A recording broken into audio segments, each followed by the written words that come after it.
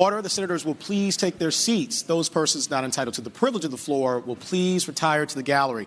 The senators and all in attendance will stand and be led in prayer by the Reverend Dr. Craig Wansink, Second Presbyterian Church, Norfolk, Virginia. The senators will remain standing and be led in the Pledge of Allegiance to the United States of America's flag by Senate Page Stuart Franklin Payne.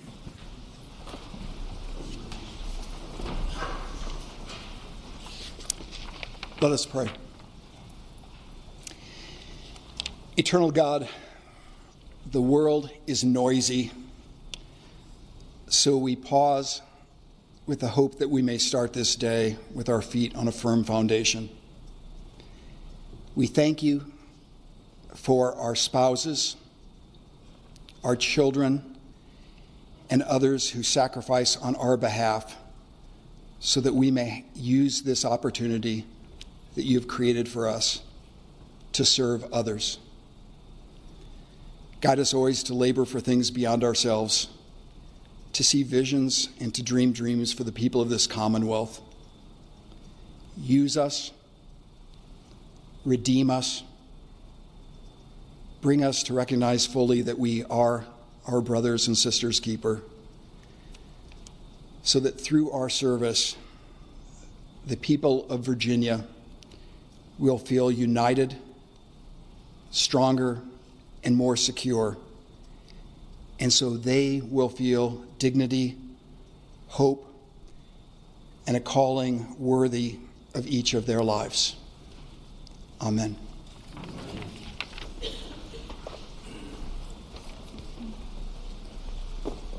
I pledge allegiance to the flag of the United States of America and to the republic for which it stands, one nation, under God, indivisible, with liberty and justice for all.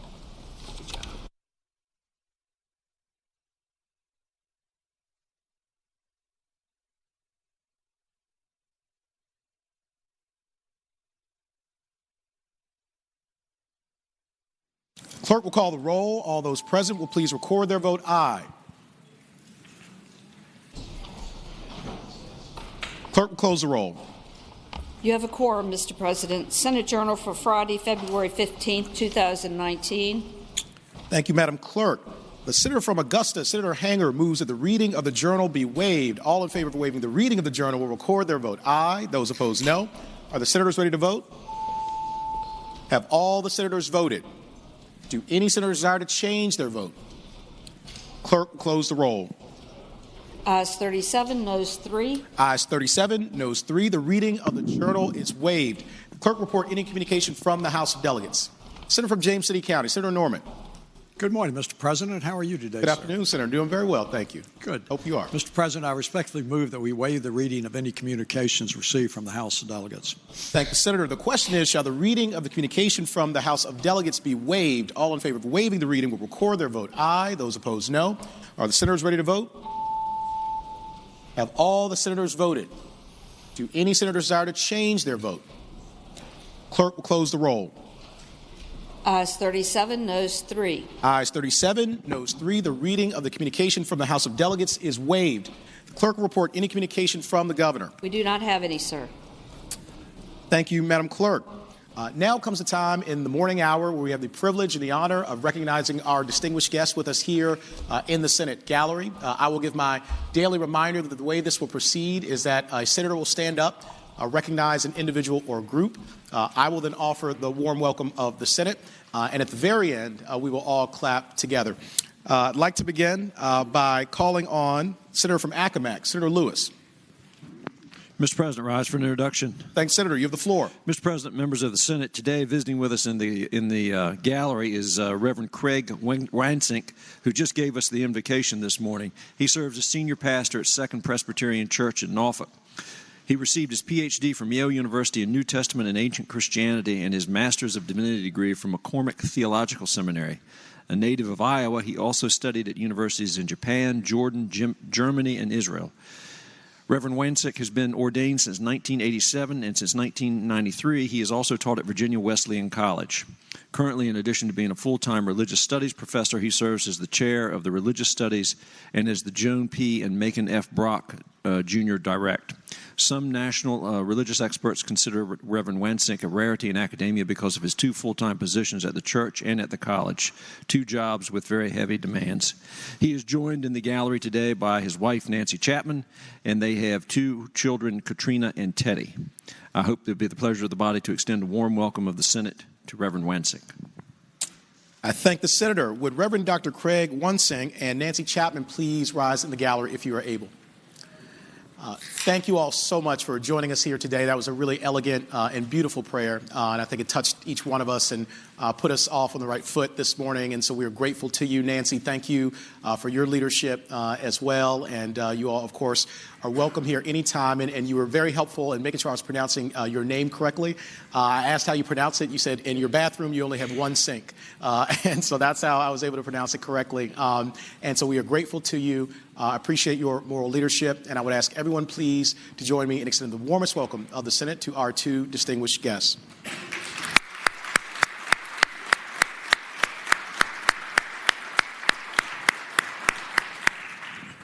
The junior senator from Richmond City, Senator McClellan. Thank you, Mr. President. I rise for 3 introductions. Thank you, Senator. You have the floor. Thank you, Mr. President. Joining us in the gallery today, we have members from the Astoria Beneficial Club, Incorporated, which was founded here in the city of Richmond on August 8, 1901, by 22 men who believed in firm religious values, high moral standing, intellectual growth, and civic and social responsibility. Astoria became a club of vision and recognized that the barriers to full citizenship eventually could be eliminated with patience, planning, and timely action. They're led today by their president, Mr. Wayne K. Rachel Sr., and I ask that you extend them the warm welcome from the Senate. Thank the Senator. Would our friends from the Astoria Beneficial Club in the gallery please rise if you are able? Thank you all so much for joining us here. It is an honor and a privilege to have men of your caliber and character join us here in the Senate of Virginia. We thank you for the rich legacy that the club has left in Richmond and also throughout this great Commonwealth. We look forward to many, many more years of your serving this community and making it better for everyone. And so I would ask everyone please to join me in extending the warmest welcome of the Senate to our leaders from the Astoria Beneficial Club.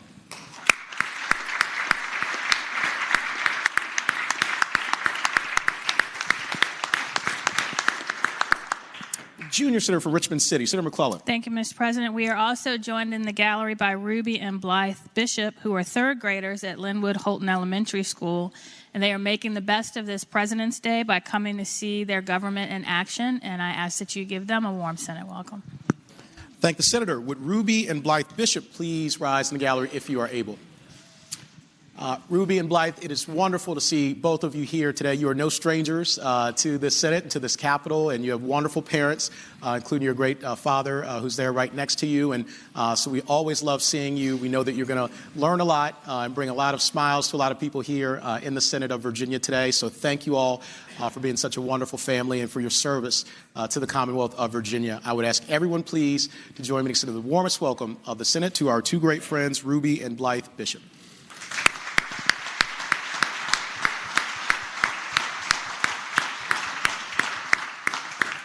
Junior Senator from Richmond City, Senator McClellan. Thank you, Mr. President. Last but certainly not least, we have the parents of our page, Jazz Miles, Michael and Otisa Miles, who are here to watch Jazz in action. I know they're missing him and are anxious for him to get home, but they need to be very proud of the work that he has done, including getting one of his bills passed during the mock General Assembly session, and I can see that they're beaming with pride and ask that you give them a warm Senate welcome.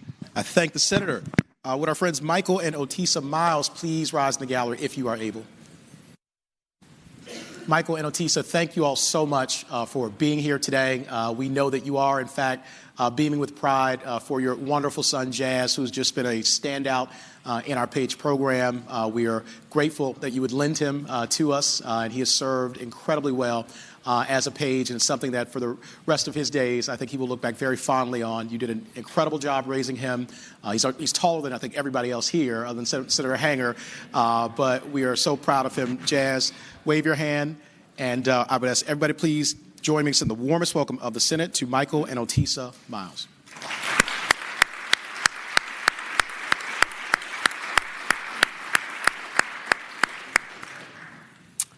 the senior senator from Chesapeake, Senator Cosgrove.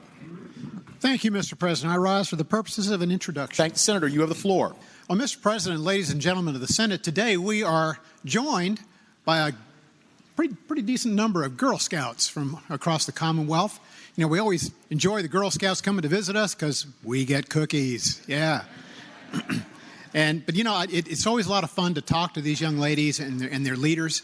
It's amazing the things they're doing. In fact, Mr. President, they actually have new badges coming out dealing with STEM and cybersecurity and some of the hard sciences. And I think that's absolutely tremendous. And I'm going to read something real quick. This is the Girl Scout promise. It says, "On my honor, I will try to serve God and my country, to help people at all times, and to live by the Girl Scout law." Well, what's the Girl Scout law? And I'm going to tell you. It says, "I will do my best to be honest and fair, friendly and helpful, considerate and caring, courageous and strong, and responsible for what I say and do, and to respect myself and others, respect authority, use resources wisely, make the world a better place, and be a sister to every Girl Scout." Mr. President, if we all live by that law, this world would be a lot better place. So if you would offer them the very warm welcome of the Senate, I would appreciate it. Agreed. Thank the Senator. Would our leaders from the Girl Scouts of America please rise in the gallery if you are able? Yes, please. All of you. Thank you all so much for joining us here today. It is always an honor and a privilege and a pleasure to have the Girl Scouts visit. You stand for such wonderful values, and you do such great work in the Commonwealth of Virginia and all throughout this nation. I know that we have some alums of the Girl Scouts who are sitting right here now as senators and staff, including Senator Howe, who beams with pride every time she gets to see the Girl Scouts and the leaders that you produce. And so we are grateful to you, not only for cookies, but that's a very important part of it, but also for the example that you each have set. We wish you nothing but the best in the future, and I would ask everyone please to join me in extending the warmest welcome of the Senate to our leaders from the Girl Scouts of America.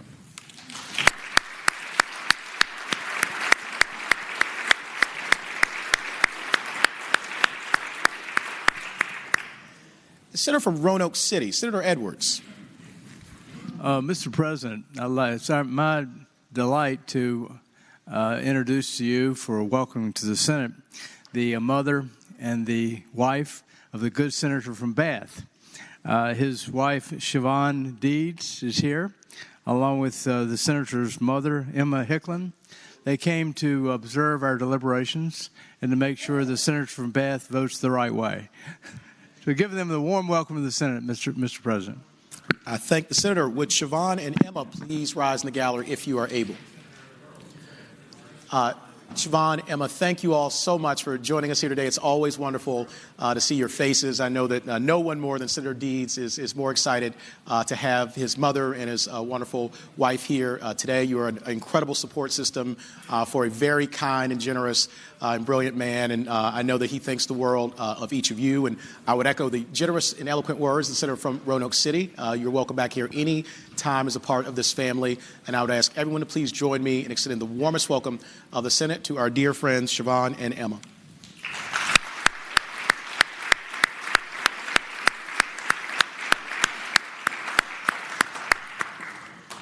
Senator from Chesterfield, Senator Chase. Good morning, Mr. President, and happy President's Day, by the way. Thank you. Thank the Senator. I rise for the purposes of several introductions. Senator has the floor.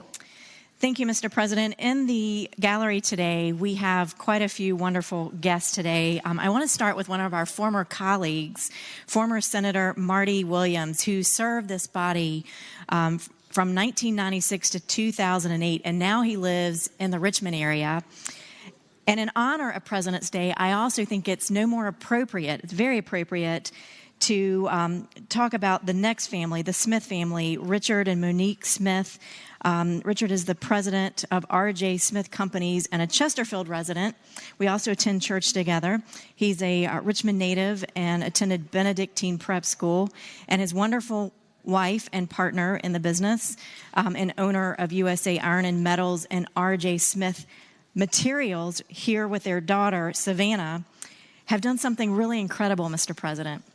If you drive down 95 Interstate 95 in Chester, you will see the largest flagpole in Virginia.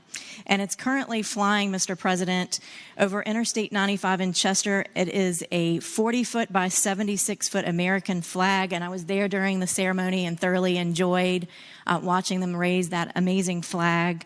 And it's just amazing. I just appreciate their commitment to patriotism and building strong communities and influencing our youth. And I just ask that we would give them the warm welcome of the Senate. Thank you. I thank the Senator. Would our friends Senator Martin Williams and Richard, Monique, and Savannah Smith please rise in the gallery if you are able? Go ahead and clap. Go ahead and clap. Y'all want to clap? No. Okay, you sure?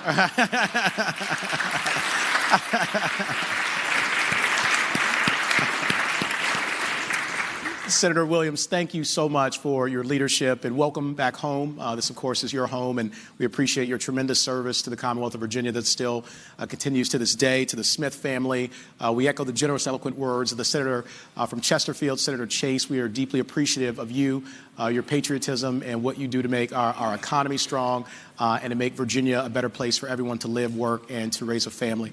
And so I would ask everyone please to join me in extending the warmest welcome of the Senate to our friends Senator Martin Williams, Richard, Monique, and Savannah Smith.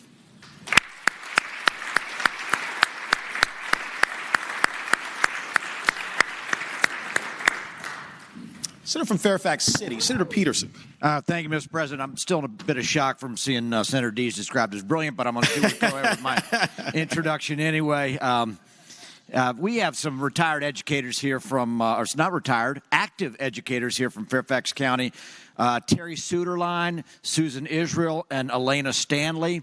I know at least two are constituents of mine, and the other one has a very direct connection to this body.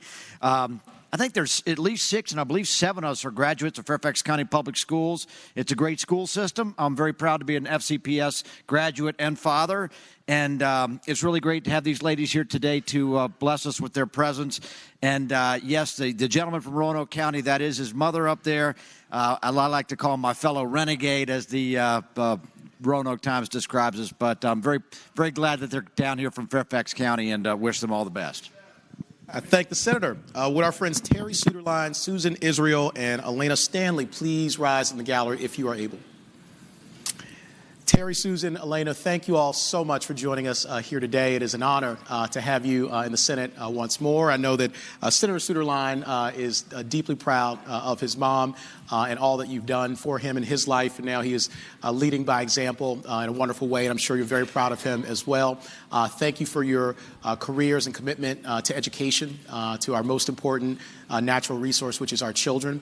You've invested in them and helped them have a future so that they, in turn, can do the same for other people. So we are grateful to each one of you. You're welcome back here anytime, and I would ask everyone please to join me in extending the warmest welcome of the Senate to our 3 distinguished guests.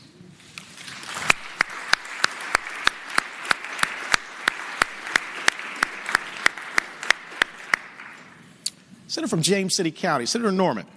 Thank you, Mr. President. I rise for purposes of an introduction. Thank the Senator. You have the floor.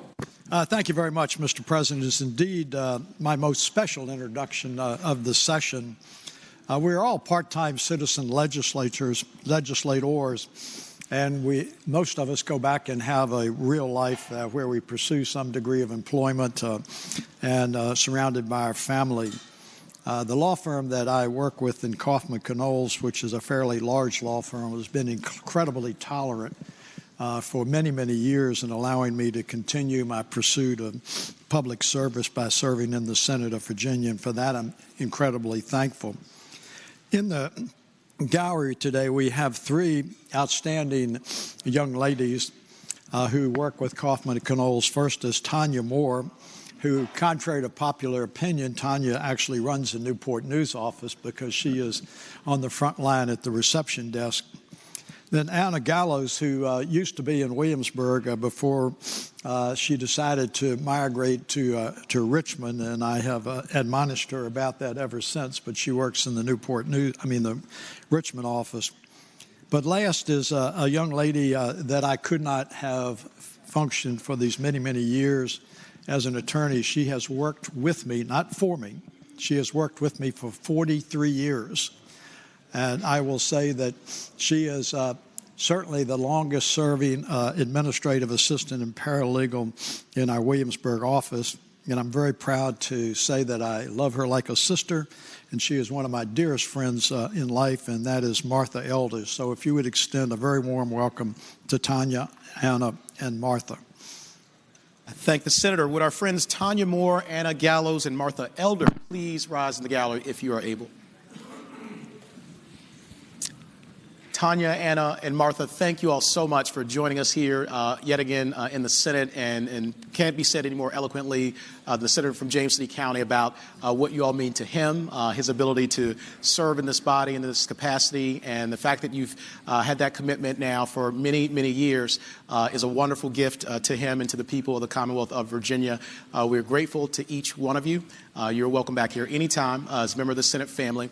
And I would ask everyone please join me in extending the warmest welcome of the Senate to our friends Tanya, Anna, and Martha.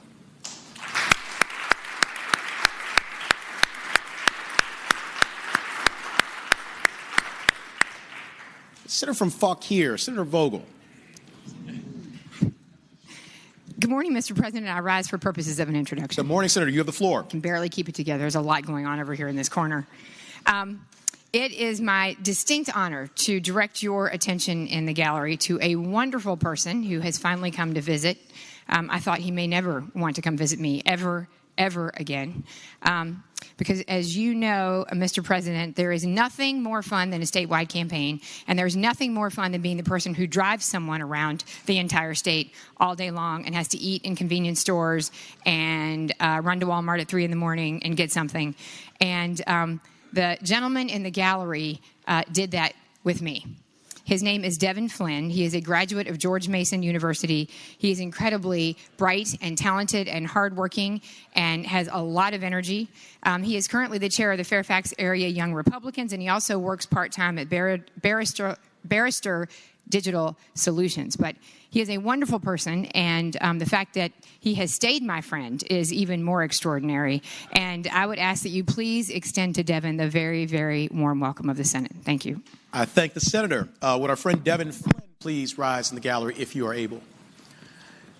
Devin, thank you so much for joining us here today. Thank you for your service to Senator Vogel. I know that she is deeply appreciative of all that you've done, and having obviously traveled around the state as well. We got to see you, and it was always very kind of you to talk with people on our staff and to elevate the level of discussion here in the Commonwealth of Virginia. We need dedicated, bright young people like you to take positions of leadership, and you're stepping up to do just that. We're proud of what you're doing with the Fairfax County Young Republicans, and we live in Fairfax County as well, so continue to be involved and engaged. And we ate at a lot of convenience stores and a lot of gas stations all around the Commonwealth of Virginia together, and it's a memory that I think you both will share very fondly for years to come. So I would ask everyone please to join me in extending the warmest welcome of the Senate to our friend Devin Flynn.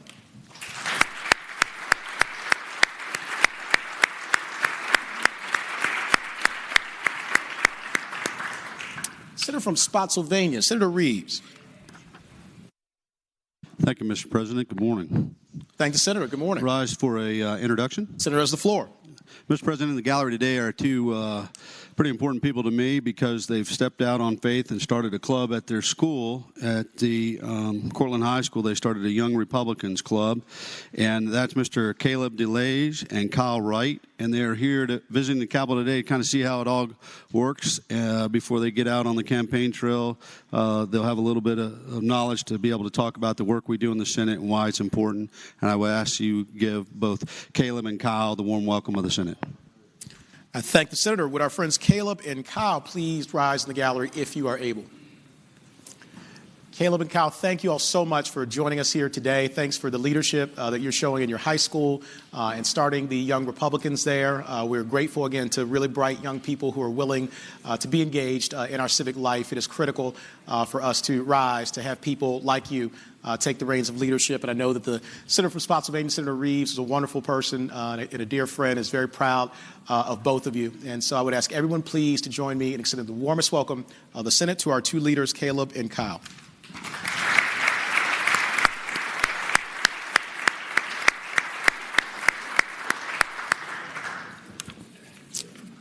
Senator from Portsmouth, Senator Lucas. Thank you. Good morning, Mr. President. Good morning, Senator. I rise for the purposes of introduction. Senator has the floor. Mr. President, seated in the gallery today is a group of 8 students from the Boys and Girls Club of Southeastern Virginia who are using President's Day as a field trip for education on state politics. The students that I had the pleasure to speak with this morning attend the Tidewater Park Club in Norfolk. This morning, they are being accompanied by their chaperones, Ryan C. Benton, board member Antoinette Staten, unit director of Tidewater Park Club. Mr. President, I would appreciate it if you would extend to them a memorable welcome to the Senate of Virginia. I thank the Senator. Would our leaders from the Boys and Girls Club of Southeastern Virginia please rise in the gallery if you are able? Yeah, go ahead and clap for them, too. Go ahead. Go ahead. Go ahead and do it.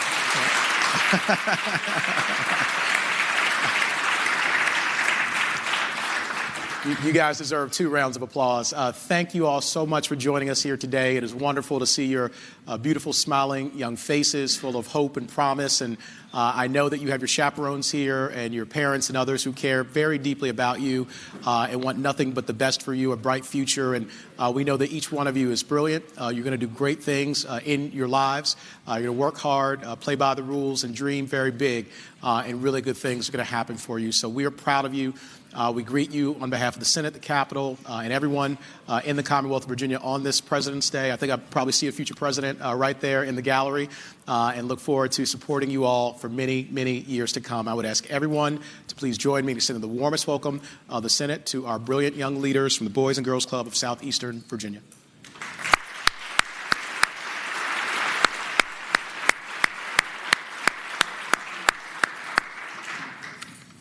Senator from King George, Senator Stewart. Thank you, Mr. President. Rise for purposes of an introduction. Thank the Senator. You have the floor. Mr. President, today in the gallery we have the Prince William Human Rights Student Leadership Council. And their mission is to ensure that the concerns of students are heard through working with local government to increase awareness of community issues. This is their 3rd year in session. The council was created to attract public, private, and homeschool students to learn more about government through the lens of human rights, something that should be important to all of us. As council members, these sophomores, juniors, and seniors have an opportunity to expand what they learn in their civics and government classes while also learning leadership skills. Mr. President, I'm very happy to have them here today. They're a great group of young people, and I particularly applaud what they're working on, and I would ask that you give them the warm welcome of the Senate. I thank the Senator. Would our leaders from the Prince William Human Rights Student Leadership Council in the gallery please rise if you are able? Thank you all so much for being here today. We are grateful for your presence and for your tremendous leadership. It is an incredible organization. I've had the pleasure and privilege of meeting some of the young people who you have shepherded through and helped them to rise. And you have one here with you today. Each one of you is a leader in your own right. And we are grateful for the work that you're doing to help our Commonwealth become a better place for everyone. And so we would send you nothing but our warmest wishes and best greetings and look forward to great things in the years to come. And I would ask everyone please to join me in extending the warmest welcome of the Senate to our leaders from the Prince William Human Rights Student Leadership Council.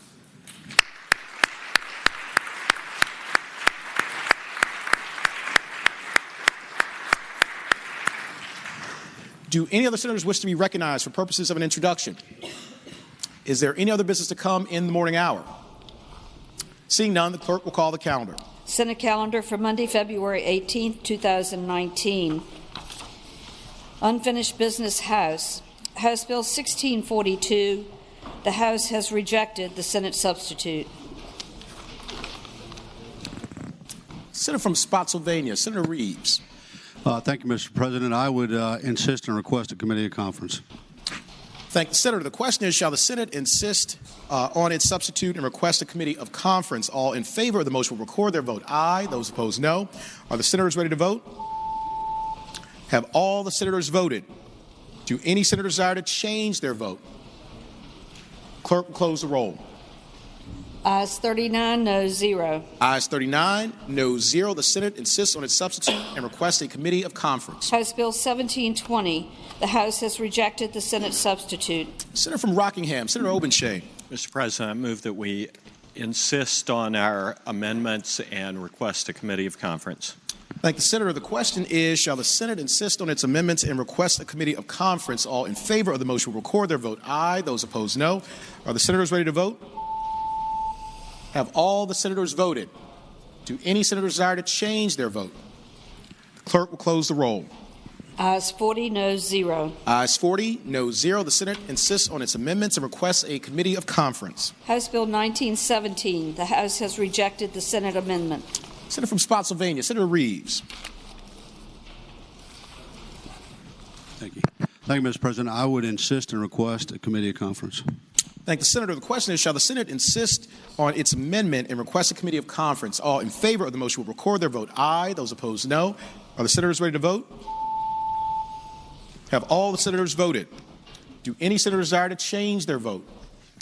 Clerk, close the roll.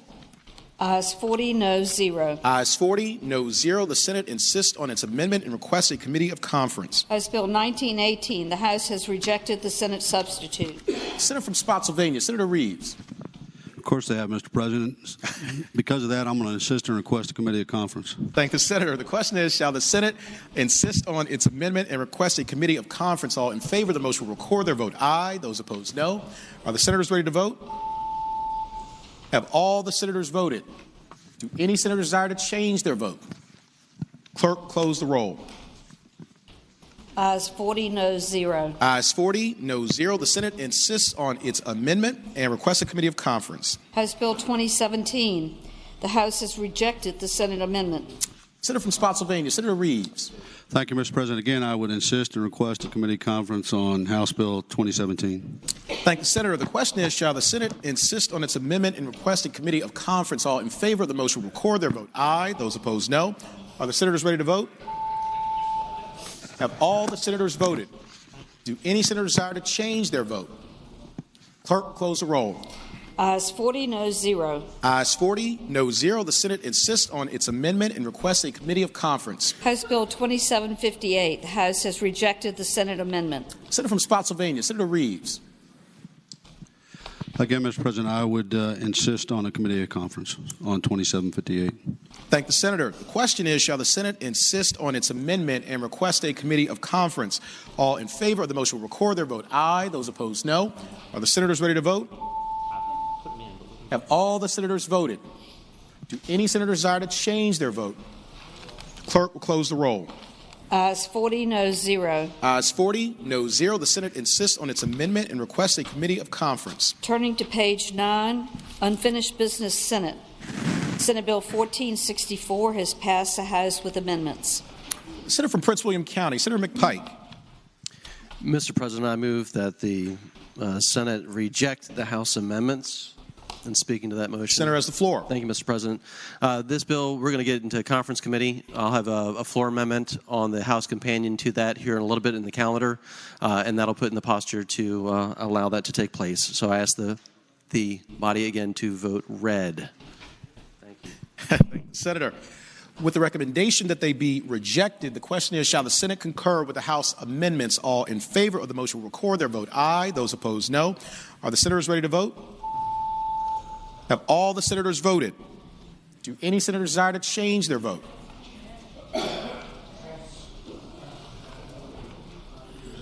The clerk will close the roll. Ayes 0, noes 40. Ayes 0, noes 40. The Senate does not concur with the House amendments. Senate Bill 1004 has passed the House with amendments. Senator from Chesterfield, Senator Chase. Thank you, Mr. President. I move that the Senate reject the House amendments. Senator has the floor. Mr. President, I move that the Senate accede to the House request for a committee of conference on the bill. No. No, actually, this is about concurring with the House amendments. Does the Senator want to reject those amendments? Yes, I would, Mr. President. With the recommendation to be rejected? Okay. Yes. Let's do that. With the recommendation that they be rejected, the question is, shall the Senate concur with the House amendments? All in favor of the motion will record their vote aye. Those opposed, no. Are the senators ready to vote? Have all the senators voted? Do any senators desire to change their vote? Clerk, close the roll. Ayes 4, noes 36. Ayes 4, noes 36. The Senate does not concur with the House amendments. Senate Bill 1031. The House insists on its amendment and requests a committee of conference. Senator from Chesterfield, Senator Chase. Thank you, Mr. President. I move that the Senate agree to the conference committee report. Thank the senator. Accede. See, I'm going to have to work with my aides on this. All good. The question is, shall the Senate accede to the request for a committee of conference? All in favor of the motion will record their vote aye. Those opposed, no. Are the senators ready to vote? Have all the senators voted? Do any senators desire to change their vote? Clerk, close the roll. Ayes 40, noes 0. Ayes 40, noes 0. The Senate accedes to the request for a committee of conference. Conference on the part of the Senate on Senate Bill 1031 is named by the chairman of Senate Courts, Senator Obenshain, or Senators Chase, McDougal, and Deeds. All right. Senate Bill 1044. The House insists on its substitute and requests a committee of conference. Senator from Loudoun, Senator Black. Mr. President, I move that we accede to the House request for a committee of conference. Thank the senator. The question is, shall the Senate accede to the request for a committee of conference? All in favor of the motion will record their vote aye. Those opposed, no. Are the senators ready to vote? Have all the senators voted? Do any senators desire to change their vote? The clerk will close the roll. Ayes 40, noes 0. Ayes 40, noes 0. The Senate accedes to the request for a committee of conference. Conferees on the part of the Senate on Senate Bill 1044 is named by the chairman of Senate Transportation, Senator Carrico, or Senators Black, Mason, and Suderline. Senate Bill 1047. The House insists on its substitute and requests a committee of conference. Senior Senator from Chesapeake, Senator Cosgrove. Mr. President, can you believe the nerve of those guys? I cannot. Well, Mr. President, I move that we accede to the House request for a committee of conference. Thank the senator. The question is, shall the Senate accede to the request for a committee of conference? All in favor of the motion will record their vote aye. Those opposed, no. Are the senators ready to vote? Have all the senators voted? Do any senators desire to change their vote? Clerk will close the roll. Ayes 40, noes 0. Ayes 40, noes 0. The Senate accedes to the request for a committee of conference. Conference on the part of the Senate on Senate Bill 1047 is named by the chair of Courts of Justice, Senator Obenshain, or Senators Cosgrove, Obenshain, and Peterson. Senate Bill 1108. The House insists on its substitute and requests a committee of conference. The junior senator from Richmond City, Senator McClellan. Thank you, Mr. President. I move we accede to the request for a conference committee. Thank the senator. The question is, shall the Senate accede to the request for a committee of conference? All in favor of the motion will record their vote aye. Those opposed, no. Are the senators ready to vote? Have all the senators voted? Do any senators desire to change their vote? The clerk will close the roll. Ayes 40, noes 0. Ayes 40, noes 0. The Senate accedes to the request for a committee of conference. Conference on the part of the Senate on Senate Bill 1108 is named by the chair of Courts of Justice, Senator Obenshain, or Senators McClellan, McDougal, and Stewart. Senate Bill 1495. The House insists on its substitute and requests a committee of conference. Senator from Russell, Senator Chafin. Mr. President, I move that the Senate accede to the request of the House for a committee of conference. Thank the senator. The question is, shall the Senate accede to the request for a committee of conference? All in favor of the motion will record their vote aye. Those opposed, no. Are the senators ready to vote? Have all the senators voted? Do any senators desire to change their vote? Clerk will close the roll. Ayes 40, noes 0. Ayes 40, noes 0. The Senate accedes to the request for a committee of conference. Conference on the part of the Senate on Senate Bill 1495 is named by the Chairman of Education and Health, Senator Newman, or Senators Chafin, Suderline, and Barker.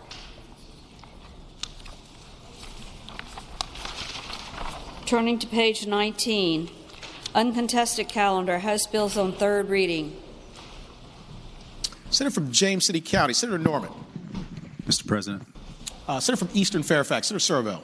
I'm still waiting for an answer from the SEC on the point of this bill. Could it go by for the day one more day? Which Set up the block first. is that? 2230. I'm sorry, 2230. Okay, we got to put them in a block first. Okay. Okay. Senator from James City County, Senator Norman.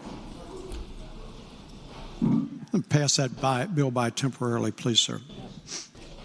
Yes, Senator, we need to put the bills in a block first. Mr. President, I'd ask it be removed from the block and passed by temporarily, sir. Okay, there is no block right now. There's no block. And then I want to pass by Can't be temporarily. removed from something that's not in. So if we want to just put it in the block and then we can take it out. You need to Mr. Pardon? bill the block. Yes, sir. I'll make the block vote first and then go by. Yeah. Yes, there we go.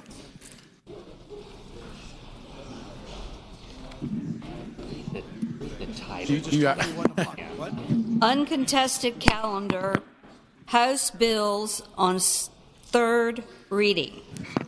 Block. Mr. President, needless to say, I was focused on another piece of legislation, so I apologize. All right, let me try this. Mr. President, I would now move that all the House bills on the third reading on the uncontested calendar, which would include all House bills on pages 19 through 41, including House Bill 2230 through House Bill 2805, be placed on their final passage in the block after the adoption of any amendments. Any senator who may desire to remove a bill from the block should do so after the clerk has read the number of the bill, and hopefully the leader will pay attention this time. Thank the senator. The question is, shall the House bills on the uncontested calendar third reading, pages 19 through 41, House Bill 2230 through House Bill 2805, be placed upon their final passage in a block after the adoption of any amendments thereto, with the understanding that any senator desiring a bill be removed from the block will do so after the clerk has read the number of the bill. All in favor of the motion will say aye. Aye. Those opposed, no. The ayes have it. The motion is agreed to. The bills are before us in a block. The clerk will read the number of the bills. House Bill 2230, reported from the Committee on Commerce and Labor. The senator from Eastern Fairfax, Senator Sarvell. Thank you, Mr. President. Can that bill come out of the block and by for the day? Without objection, House Bill 2230 will be removed from the block and go by for the day. House Bill 2477, reported from the Committee on Commerce and Labor. House Bill 2538, reported from the Committee on Commerce and Labor. Mr. President. Senator from Roanoke County, Senator Suderline. Can House Bill 2477 please come out of the block? Without objection, House Bill 2477 is removed from the block.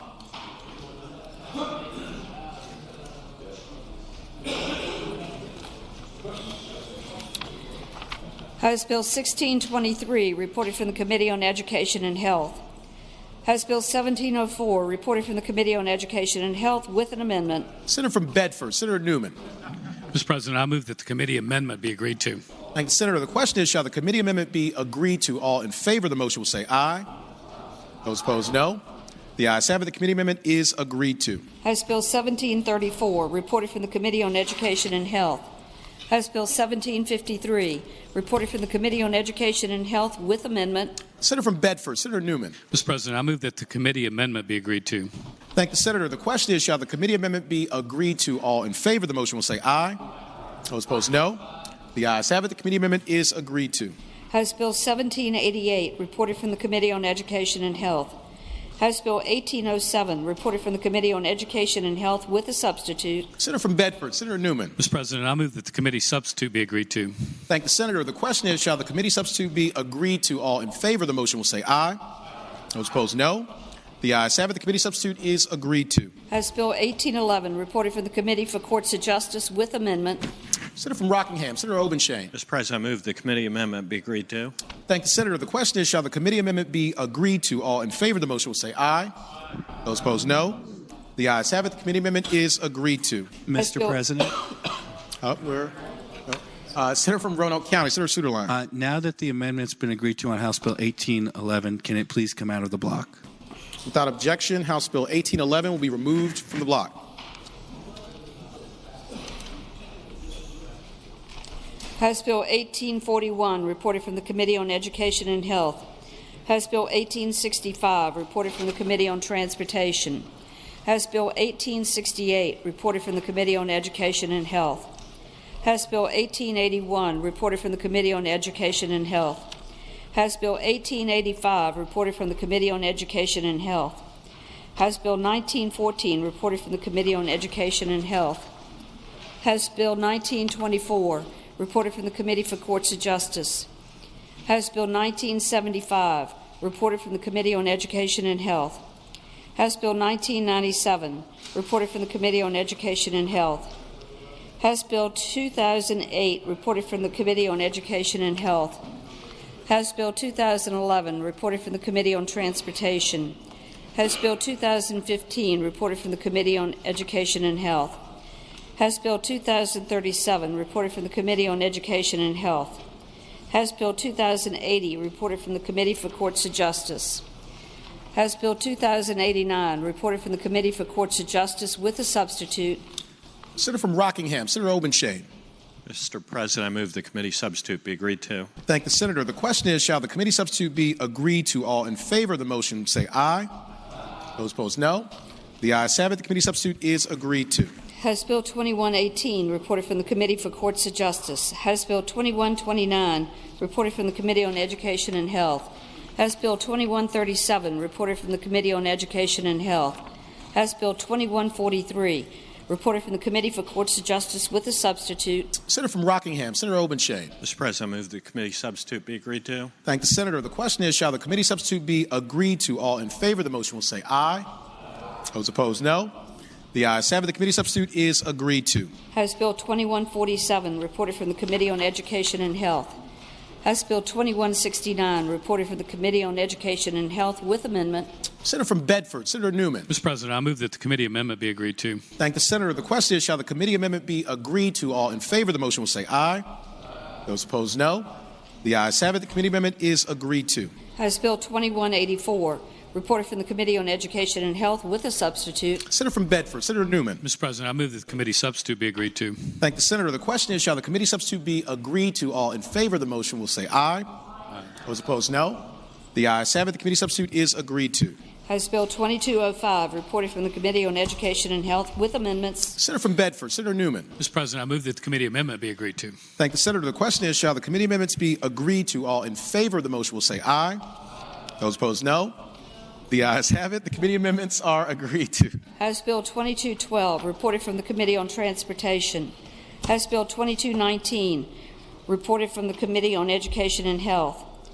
House Bill 2247, reported from the Committee on Education and Health with amendment. Senator from Bedford, Senator Newman. Mr. President, I move that the committee amendment be agreed to. Thank the Senator. The question is, shall the committee amendment be agreed to? All in favor of the motion will say aye. Those opposed, no. The ayes have it. The committee amendment is agreed to. House Bill 2262, reported from the Committee for Courts of Justice. House Bill 2282, reported from the Committee on Education and Health. House Bill 2320, reported from the Committee for Courts of Justice. House Bill 2322, reported from the Committee on Education and Health. House Bill 2325, reported from the Committee on Education and Health. House Bill 2344, reported from the Committee on Transportation with amendments. Senator from Grayson, Senator Carrico. To move that the amendments be agreed to. Thank the Senator. The question is, shall the committee amendments be agreed to? All in favor of the motion will say aye. Those opposed, no. The ayes have it. The committee amendments are agreed to. House Bill 2380, reported from the Committee on Education and Health. House Bill 2384, reported from the Committee on Education and Health. House Bill 2396, reported from the Committee for Courts of Justice. House Bill 2425, reported from the Committee on Education and Health. House Bill 2457, reported from the Committee on Education and Health with amendments. Senator from Bedford, Senator Newman. Mr. President, I move that the committee amendments be agreed to. Thank the Senator. The question is, shall the committee amendments be agreed to? All in favor of the motion will say aye. Those opposed, no. The ayes have it. The committee amendments are agreed to. House Bill 2474, reported from the Committee on Education and Health. House Bill 2486, reported from the Committee on Education and Health with a substitute. Senator from Bedford, Senator Newman. Mr. President, I move that the committee substitute be agreed to. Thank the Senator. The question is, shall the committee substitute be agreed to? All in favor of the motion will say aye. Those opposed, no. The ayes have it. The committee substitute is agreed to. House Bill 2489, reported from the Committee on Transportation. House Bill 2493, reported from the Committee on Education and Health. House Bill 2509, reported from the Committee for Courts of Justice. House Bill 2527, reported from the Committee on Transportation. House Bill 2546, reported from the Committee on Education and Health. House Bill 2556, reported from the Committee on Education and Health.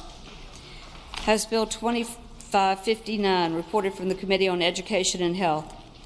House Bill 2561, reported from the Committee on Education and Health with amendments. Senator from Bedford, Senator Newman. Mr. President, I move that the committee amendments be agreed to. Thank the senator. The question is, shall the committee amendments be agreed to? All in favor of the motion will say aye. Those opposed, no. The ayes have it. The committee amendments are agreed to. House Bill 2578, reported from the Committee on Transportation.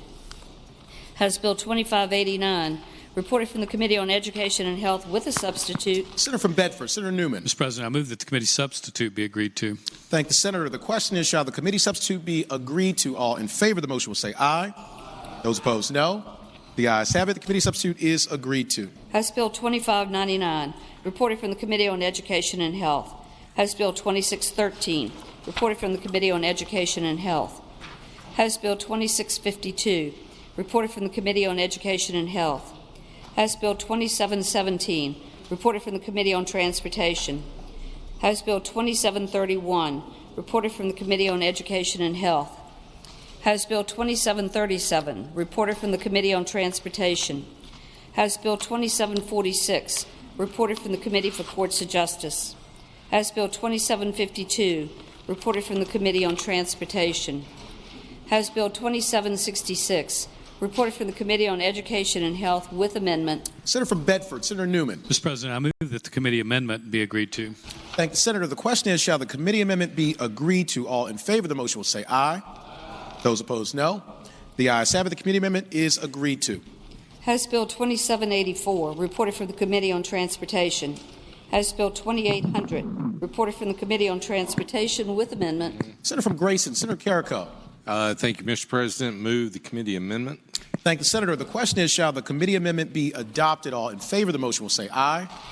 Those opposed, no. The ayes have it. The committee amendment is adopted. House Bill 2805, reported from the Committee on Transportation. The question is, Junior Senator from Richmond City, Senator McClellan. Thank you, Mr. President. On page 28, could House Bill 2205 go by for the day? Come out of the block and by for the day. And Senator, I want to make sure that was 2205. Yes. Without objection, House Bill 2205 on page 28 will come out of the block and go by for the day. Question is, shall the House bills pass in a block? That is all bills except for House Bills 2477, 1811, 2230, and 2205. All in favor of the motion will record their vote aye. Those opposed, no. Are the senators ready to vote? Have all the senators voted? Do any senators desire to change their vote? Clerk will close the roll. Ayes 40, noes 0. Ayes 40, noes 0. The bills in the block pass. Returning to page 19, House Bill 2477. The senior senator from Virginia Beach, Senator Wagner. Thank you, Mr. President. I move the bill pass, and speaking to that motion. Senator has the floor. Thank you. What House Bill 2477 does, it speaks only to Appalachian Power, and it allows large industrial customers to opt out and seek another generator. Under the agreement, they would continue to pay for the transmission costs, distribution costs that they would normally be associated with a bill. And with that agreement, rather than a normal 5-year request to come back into the utility, it's reduced down to 3 years. It has, as far as I'm aware, peace in the valley. There were nobody objecting to the bill when it came through committee, and I renew my motion that the bill pass. Thank the senator. For what purpose is Senator from Fairfax City, Senator Peterson, rise? Thank you, Mr. President. Speak to the bill. Senator has the floor. Mr. President, I know we've got some folks that have interest in this bill, so I'll let them know right away. I don't oppose this bill. I oppose the underlying law, but I don't oppose this bill. Just so everyone understands, and I think the senator from Virginia Beach described it accurately, if you're a large industrial customer and you want to go outside the grid to find an alternative supplier, you can do that as long as you pay for the infrastructure surrounding the actual delivery or transmission of the electricity, and that's fair. The problem is if you want to come back into the system for whatever reason because the independent power producer just couldn't keep up with the load or went out of business, you got to give 5-year notice, which is a significant barrier to entry and exit in this very critical industry. This actually lowers it to 3 years for APCO, so it goes from being a bad law to being a not so bad law, but still not a not so good law. So again, I'm glad we spent some time on this. We got a little bit of sunlight put on this issue, so to speak, and I'm going to vote for it. But just understand the underlying law is a bad one. To Senior Senator from Virginia Beach, Senator Wagner. And briefly, Mr. President, if I Senator's might, if something was to happen like the generator supplier to the large industrial actually did go out of business, had to go bankrupt, there are provisions to file to get back in immediately under the public utility. And so this is just a cautionary thing, but allows the utilities to do some planning, long-term planning, based on load and based on what they're required to generate. And so, again, renew my motion. Thank the Senator. Do any other senators wish to be heard on House Bill 2477? Seeing none, the question is, shall House Bill 2477 pass? All in favor of the motion will record their vote aye. Those opposed, no. Are the senators ready to vote? Have all the senators voted? Do any senators desire to change their vote? The clerk will close the roll.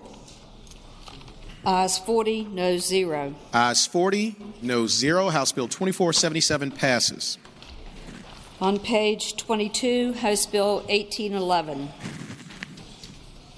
Senator from King George, Senator Stewart. Thank you, Mr. President. Move the amendment be adopted.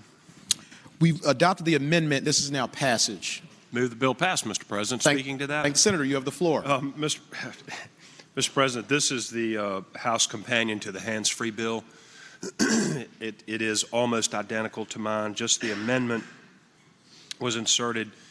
You can't hold the phone in his hand. To clarify that, still has the same enactment clause, reporting requirements, delayed enactment, education for the public, and all that. So with that, I'd move the bill pass. Thank the Senator. Do any other senators wish to be heard? Senior Senator from Chesapeake, Senator Cosgrove. Gentlemen, rise for a question. Senator, rise for a question. Yes, Mr. President. Senator rises. You have the floor. Thank you, Mr. President. I asked the gentleman, the amendment puts hold in his hand. Where else are they going to hold it? Senator has the floor. Mr. President, there was a concern by some that perhaps in your lap, if it was sitting on your lap, if it were in your pocket, places like that, it could be considered holding, much as the definition of possession in the law is. This is just out of an abundance of caution that we put in his hand to make sure that you're not operating it with the phone in your hand. I thank the gentleman. Thank the Senator. Do any other senators wish to be heard on House Bill 1811? Seeing none, the question is, shall House Bill 1811 pass? All in favor of the motion will record their vote aye. Those opposed, no. Are the senators ready to vote? Have all the senators voted? Do any senators desire to change their vote? The clerk will close the roll. Ayes 36, noes 4. Ayes 36, noes 4. House Bill 1811 passes. Regular calendar, House bills on third reading. House Bill 1634, a bill relating to an additional local sales and use tax in Halifax County, appropriations of Halifax County to incorporated towns for educational purposes. Reported from the Committee on Finance with an amendment. Senator from Augusta, Senator Hanger. Mr. President, I would ask that bill go by for the day. Without objection, House Bill 1634 will go by for the day. House Bill 1620, a bill relating to the State Board of Elections, membership, appointment of Commissioner of Elections. Thank you, Mr. President. I move adoption. Reported from the Committee on Privileges and Elections with a substitute. Senator from Fauquier, Senator Vogel. Thank you, Mr. President. I move adoption of the committee substitute. Thank the Senator. The question is, shall the committee substitute be adopted? All in favor of the motion will say aye. Those opposed, no. The ayes have it. The committee substitute is adopted. Senator from Fauquier, Senator Vogel. Thank you, Mr. President. I now move passage of the bill and speaking to that motion. Thank the Senator. You have the floor.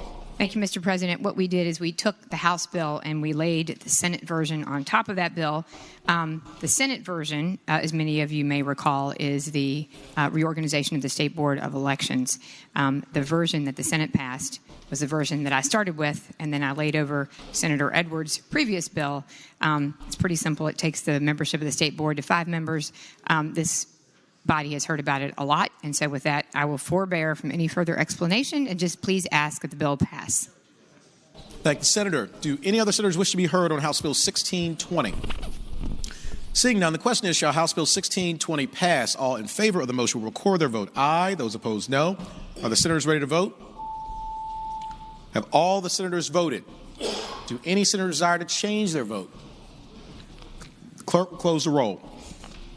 Ayes 33, noes 7. Ayes 33, noes 7. House Bill 1620 passes. House Bill 2034, a bill relating to general registrars petition for removal. Reported from the Committee on Privileges and Elections with an amendment. Senator from Fauquier, Senator Vogel. Thank you, Mr. President. I move adoption of the amendment, please.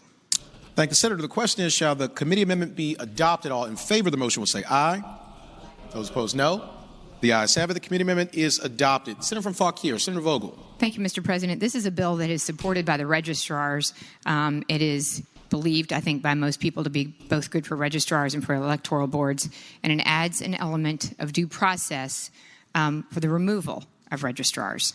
And what the bill effectively does is it takes it to circuit court, and it allows a registrar to sort of litigate that process on the front end rather than on the back end. And I think most people believe it's a fairer process and incorporates more transparency. And so with that, I would ask that the bill pass. Thank the Senator. For what purpose does Senator from Bath, Senator Deeds rise? To speak to the bill. Senator has the floor. Mr. President, ladies and gentlemen of the Senate, Virginia is an employment at will state.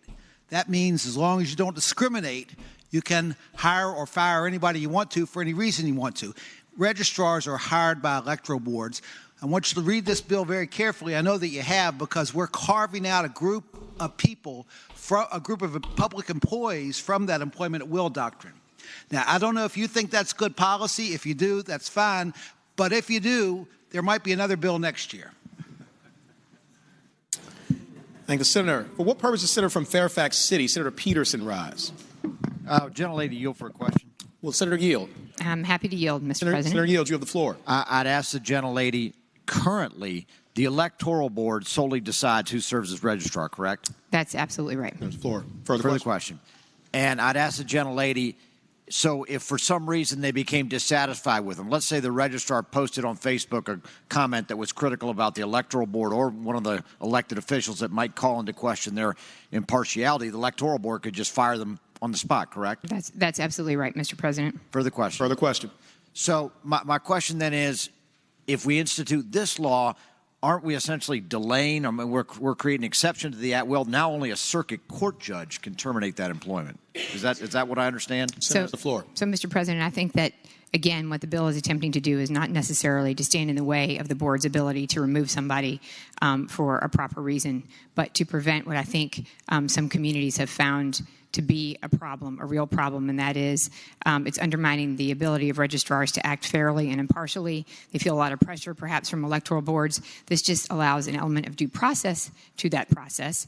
And certainly if the termination was appropriate, I think that a circuit court judge would support that electoral board decision, and I think it would be swift, and I don't believe that it's meant to be a roadblock to that process. Just speak briefly to the bill. Senator has the floor. Ladies and gentlemen, I'm going to try not to duplicate my brilliant colleague, Senator Deeds, but here's the bottom line. The electoral board basically will decide what the community does, and the registrar serves at their sufferance, just like the city or county manager serves at the sufferance of a city council or a county board. And I think if you start putting in impediments to terminating somebody that for whatever reason loses the confidence of their governing board, I mean, who knows where this could end? We could have county managers we couldn't get rid of, or city managers. So I think, much as I hate to say it, I think this kind of cuts against democracy to have this bill. Do any other senators wish to be heard on House Bill 2034? Mr. President, if I may. Senator from Fauquier, Senator Vogel. Just to respond, because I know the folks who've worked on this bill, both registrars and electoral board members, I feel like I'd be remiss if I didn't just offer an explanation. what you're doing with this piece of legislation is you are putting the registrars effectively in the same position that electoral board members are in now, because this is exactly the same process that electoral board member goes through to be terminated. And in the case that I think really was the genesis of this legislation, what happened was the person went through the process. It was determined that they were wrongfully terminated, but that process was then resolved on the back end.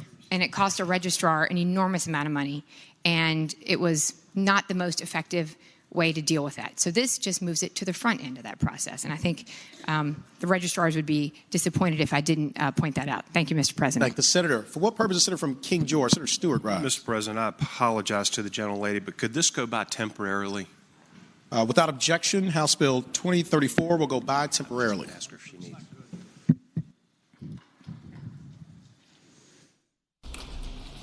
House Bill 2178, a bill relating to the Virginia voter registration system, security plans and procedures, remedying security risk.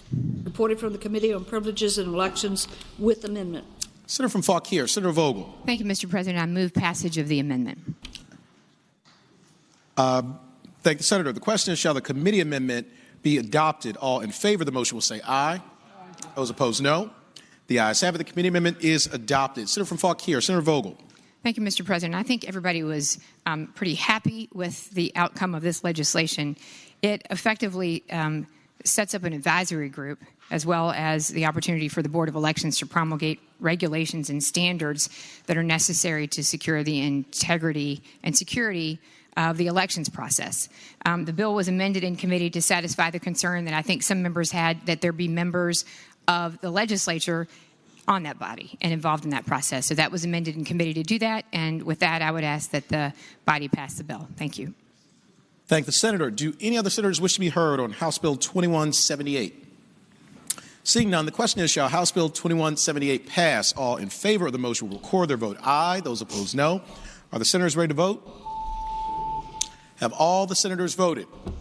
Do any senators desire to change their vote? Clerk will close the roll.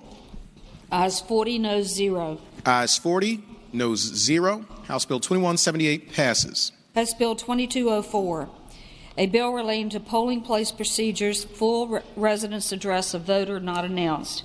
Reported from the Committee on Privileges and Elections. Senator from Fauquier, Senator Vogel. Thank you, Mr. President. I would like to make a motion, but by way of explanation first. Just tell you that we heard a lot of compelling testimony on House Bill 2204 that was really related to privacy, and I think that we had a number of members who voted for the bill for that reason. However, subsequent to that committee vote, a number of us have been contacted by people who are involved in the elections process, who are poll watchers, who have recounted stories much like the story that one of the members of the P&E committee recounted, relating to the confusion of the identity of a person.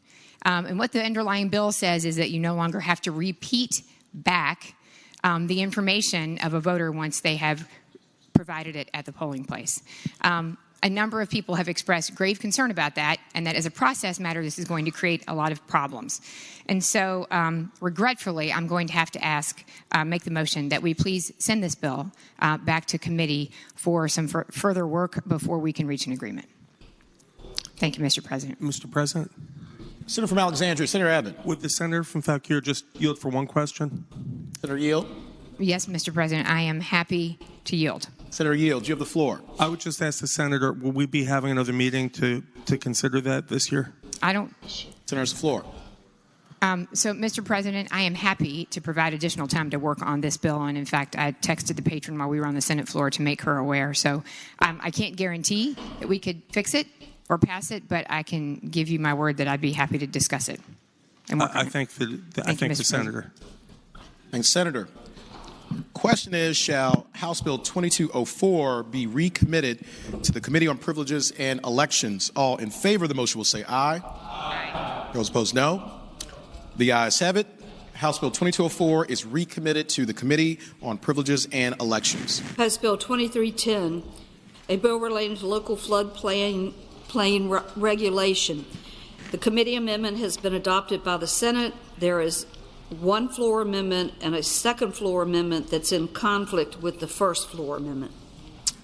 Senator from Franklin County, Senator Stanley. I don't like conflict. Senator, sorry, I'm going to go to Senator from Northern Chesapeake, Senator Spruill. Bless you. Mr. President, I think Senator Lehman Lewis have the second amendment. What's the field? The Senator from Accomack, Senator Lewis. I don't have the second floor amendment. Spruill the one that and then Stanley, and they're in conflict. Lewis is not in it. Yeah, but I think he's going to explain it. Can that go by temporarily while I confer with my colleague from the great state of Franklin? Mr. President, I just want to go on the record that Senator from Franklin County, Senator Stanley. My amendment is better.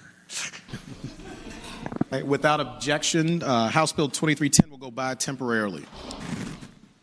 House Bill 2549, a bill relating to cluster zoning density calculation, reported from the Committee on Local Government with amendments. Senator from Franklin County, Senator Stanley. Thank you, Mr. President. Can HB 2549 go by for the day, please? Without objection, House Bill 2549 will go by for the day.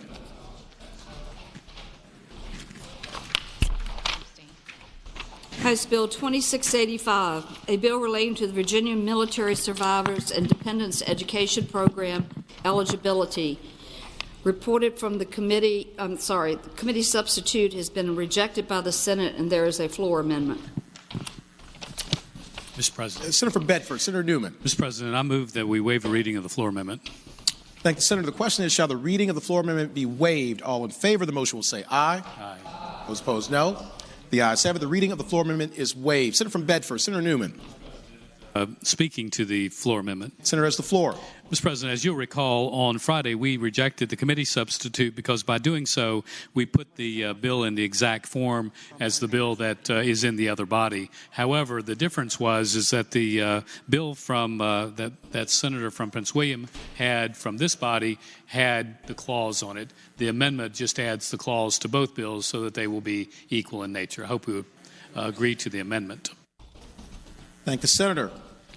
Question is, shall the floor amendment be adopted? All in favor of the motion will say aye. Those opposed, no. The ayes have it. The floor amendment is adopted. Senator from Bedford, Senator Newman. Move that the bill pass and speaking the motion. Senator has the floor. Mr. President, as you heard on Friday, this bill extends the program for spouses and children in regards to their eligibility for the Virginia Military Survivor and Dependent Education Program. I believe that what has been worked out by the senator from Prince William and also the House actually puts all the items related to that fund into its own little code section. It's much clearer that way, and I would hope that we would pass the bill. Thank the Senator. Do any other senators wish to be heard on House Bill 2685? Seeing none, the question is, shall House Bill 2685 pass? All in favor of the motion will record their vote aye. Those opposed, no. Are the senators ready to vote? Have all the senators voted? Do any senators desire to change their vote? The clerk will close the roll. Ayes 39, no 0. Ayes 39, no 0. House Bill 2685 passes. House Bill 2686, a bill relating to Board of Zoning Appeals vote requirement, reported from the Committee on Local Government. Senator from Franklin County, Senator Stanley. Thank you, Mr. President. I now move that House Bill 2686 pass. Speaking to that, Senator, you have the floor. Thank you, Mr. President, members of the Senate. You may have remembered on Friday we were going over some of these bills, and every time I'd stand up and move a bill would pass, Senator Stewart would stand up and kill the thing. And he brought this up because this is from Delegate Knight. This was adding to where the majority of whether something on the zoning board and Board of Zoning Board Appeals would be how it would pass or fail. It was worded in a way that it had to be a majority of the total membership rather than a majority of the total members present. And the senator from King George stood up and said, you know, liberty and America and all that, and said, you know, people, they could be like a person of one making these decisions if that person's the only person that shows up at the zoning board. and everybody oohed and ahed, and it was amazing, and I got mad at him. And then I looked down, and in subsection C, already the law, in line 45, notwithstanding any other provision of law, general or special, for the conduct of any hearing, a quorum shall be not less than the majority of all members of the board, and the board shall offer equal amount of time. And so there is a quorum already built in here. But he scared me. But ladies and gentlemen, this basically allows, because, board members that are put on zoning boards, they are volunteers. They don't get paid. They've got other jobs. Sometimes they can't make it to there. And so instead of having things having to pass on a majority of the total membership present, this allows for a majority of the total members who are present at the meeting. But there still has to be a quorum established by subsection C in order for that meeting to proceed with its business on its agenda. And so, Mr. President, now having answered the Senator from King George's question, I now move that this bill pass. Thank the Senator. For what purpose is the Senator from King George? Senator Stewart, rise. Mr. President. Senator has the floor. Speaking to the bill, Mr. President. There's the floor. I appreciate the remarks from the Senator from Franklin, but I really appreciate the gentlelady from Arlington for voting no on this, because that's what allowed me to catch this bill as it was coming through. And what worries me about this is the Board of Zoning Appeals members are appointed by the circuit court judge at the suggestion of the locality. And it's typically 7, 9, 11 people or whatever. And they have to hear all the appeals from determinations from the county itself, any sort of variance that a person wants. They really control what you can do with your property. And it always concerns me when you take away public participation. And that's what this bill does. It takes away public participation in the process. I guess probably the most important thing we have in our judicial system is a trial by jury, a trial by your peers to sit in judgment of you. And the Founding Fathers believed that was probably the safest way to give us protection from the government of the king. This is similar to that. These are the folks, these are your neighbors who help make these determinations if you need a variance or if you need something else. And if you only need members there versus a majority of the appointed members, I think it makes it harder for you to get relief, and that's what concerns me. There are remedies for what the delegate's trying to seek here. The first thing you do is you appoint alternates. If the member's not going to be there to vote, you have an alternate that can serve in their stead. It's done widely across the state of Virginia. And if the person doesn't want to come and participate in the process, then you fire that one and you appoint somebody else. But when you start limiting the number of the public participating, remember, this is for protection of the individual, the citizen in the county. And so I'd ask you to vote no. Thank the Senator. For what purpose is the Senator from Arlington, Senator Favola, rise? Thank you, Mr. President. I rise to speak to the bill. And there's the floor. Thank you, Mr. President. I would ask my colleagues to be very cautious about approving this bill. In fact, I would ask you to vote no on the bill. And I'll just give you a little insight into what the Committee on Local Government heard.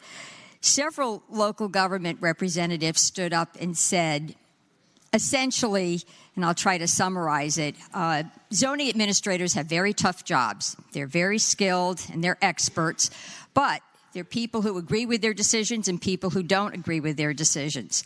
The way this bill is structured, it makes it easier to overturn the decision of a zoning administrator. And in effect, it will put counties in a position of probably having to go to court more often than they would like to actually defend their sector plan or their ordinance or whatever it is. So when I heard the debate from these experts in local government, I determined that this probably is not a good idea. Localities are really charged with land use planning, and people are very emotional about that. Everybody likes land use planning in the broader sense, but when it comes to their particular lot, their particular variance, their particular request for an extra this or an extra that, the county is then forced to have to balance that request against the broader good. And I would argue that it does not help in the long run. It does not help to enable these decisions to be taken in a more willy-nilly fashion. So for those reasons, I would ask that the body vote no on this bill. But if I'm the only one that votes no, I understand. Thank the senator. For what purpose, senator from Rockingham? You know what? What purpose? The junior senator from Virginia Beach, Senator D. Steph Rise. Mr. President, this is a good bill, and let me tell you why it's a good bill. Senator has the floor. The Board of Zoning Appeals in Virginia Beach has 11 members. So to get 11 members who are lawyers and doctors and planners and engineers and scientists, to get all 11 members at one meeting is difficult enough. But to say you have to have 6 of those members to make sure that every item on the agenda, and there's 30, 40, 50 items on the agenda, that you've got to get every one of those heard and 6 people to support them is ridiculous. What this says is if 6 of those members show up, a majority of those, so 4 of those members would have to vote to get that project through or to get that variance through. It's very simple. This is a very good bill. And for our doctors and lawyers, whether they're delivering babies or they have to be in court, we've got to have some accommodations. They could be a farmer who the cows got out. You don't want to block the roads. You want to be able to get them in, to get the cows back in. But to hold up somebody's thing as simple as a handicap ramp or something like that because you're missing 2 or 3 members, why, that's just crazy. So I think this is a great bill. It allows people to move forward with their life, and it still is a majority of the quorum that's present. Thank you very much. Thank the senator. For what purpose is Senator from Rockingham, Senator Obenshain, rise? Briefly, to speak in favor of the bill. The floor. Mr. President, this is a bill that protects property owners. This is big government on one side, property owners on the other. Boards of zoning appeals do one thing only. They decide whether or not to grant a variance.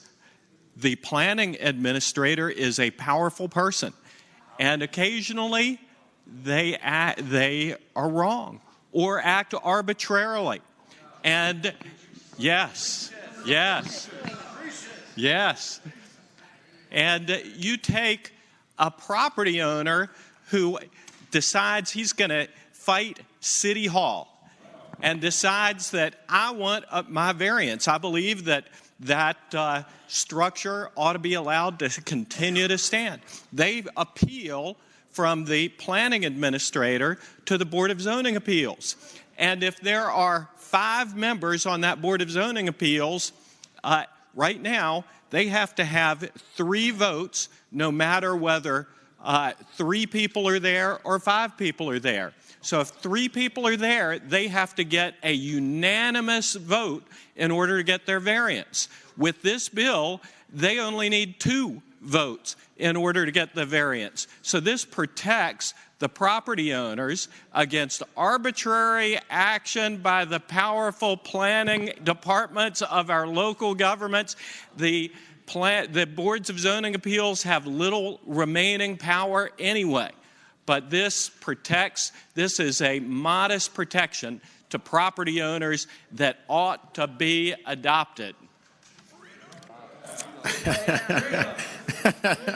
Thank the senator. For what purpose is Senator from Western Fairfax, Senator Marsden, rise? Thank you, Mr. President. Speak to the bill. Thank the senator. You have the floor. We've all heard the rumors that there are exists in this building another body similar to ours. I've never verified it, but apparently when they reach a quorum in one of their committees, they're so barbaric as they don't allow for proxies. I don't know how anybody operates without proxies, having seen how well they work here, but that's a basic principle of government. You establish a quorum, and then you vote with the majority.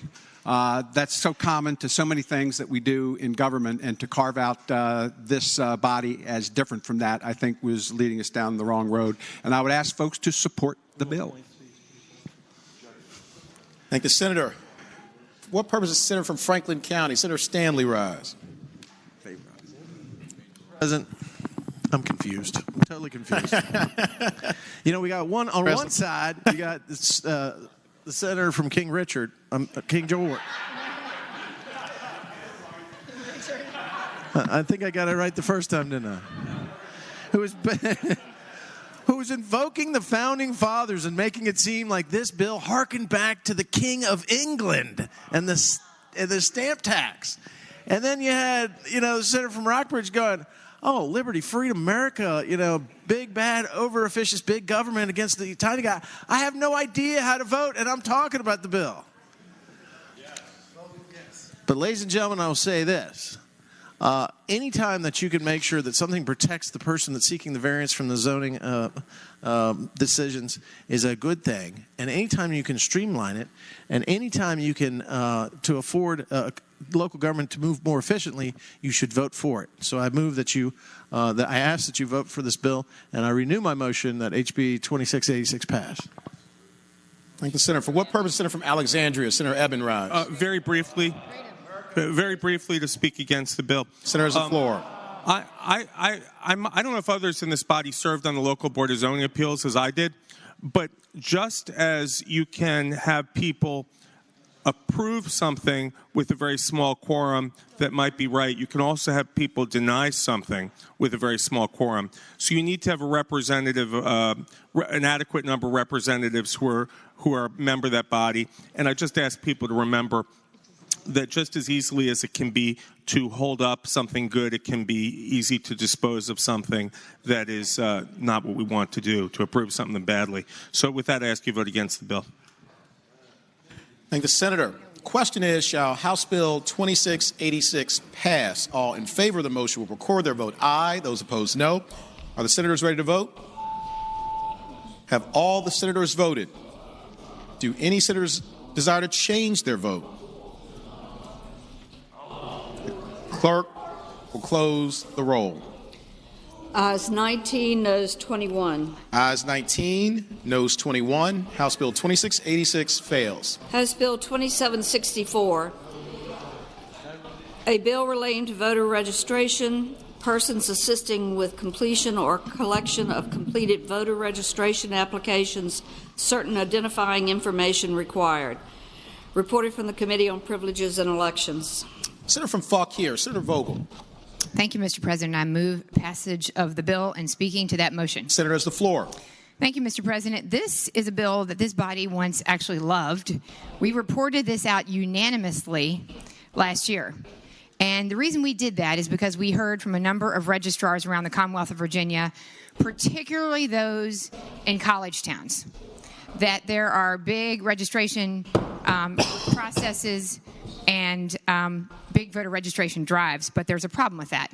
And that is if there are mistakes on those registrations or issues related to the collection of those registrations, there's no process by which a registrar can go back and correct it and either tell the person who's doing it, hey, you're making a mistake and you're creating an issue for these people who think they're registered, or contacting the person themselves to say, hey, this is an issue, you need to fix it. So what this bill does is it requires the person who's helping an applicant with the completion of their paper, and it only has to do with paper registration. If they're helping them with their application or they collect a completed paper registration, for them to provide the name and phone number and indicate the group or organization that they're affiliated with. It's pretty simple, and as I mentioned, it only applies to a paper registration application. It specifically prohibits any registration application from being denied on the basis of that information not being included, so it's not a new requirement in any way. And it prohibits the identifying information of the person helping from being entered into the registration record. So it's really just something that registrars have been asking for. They came back again this year, and with that, I move the bill pass. Thank you. Thank the Senator. For what purpose is Senator from Northwestern Fairfax? Senator Boysko rise. Mr. President, speaking to the bill. Senator has the floor. Thank you, Mr. President. Last year, this bill was vetoed by the governor.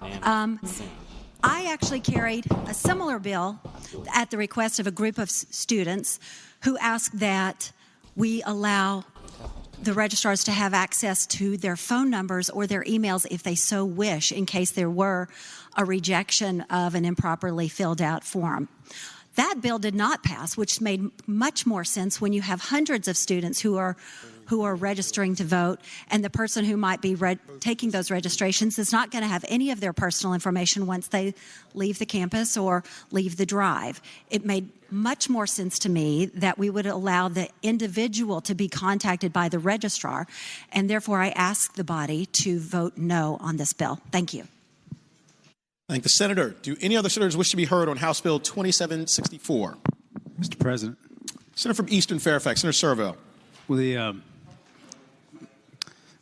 senator from Falk here yield for one question? I yield. Senator yields. You have the floor. Thank you. I think I asked you some questions about this last year, and one of the things that I did when I went door to door last 4 years ago, aside from electronic absentee applications, I also collected, if I found somebody who wasn't registered to vote, I would register them to vote using a digital device if they had a driver's license. But if somebody does not have a driver's license, then the online voter registration system creates a filled out PDF application, which you can then email to the applicant so they can print it at home and then submit it. And my question would be, given that say the person at their door might create it electronically, but then email it to them so it becomes paper, what obligation does the person who helped them create the application electronically have under this bill? Because this bill says it only applies to paper, but theoretically somebody who is using one of these online systems to generate the paper for them might fall into that trap. And I don't think that if I'm knocking doors and helping the people fill these out at their door, I should have put my name on their voter registration. I could just see lots of different permutations of that playing out. Well, Mr. President, I would just say I would just have to rely on the plain language of the bill. And when it says paper, collected on paper, then in that case, I believe it applies to those collected on paper. And in this case, what the registrars are asking for is that there's a way to allow a voter to be contacted if there's a mistake or if there's an error, or a way to contact the person who's collecting those applications and not doing it properly. So in my view is, if you're able to allow people to register who believe that they're registered, and you're allowing registrars a way to resolve those problems, I think it's a good thing to do. I understand the question of the patron, but it says on paper, and I believe it's paper. Right. Mr. President, one more question. Senator yield. Yes, I yield. Further question. You have the floor.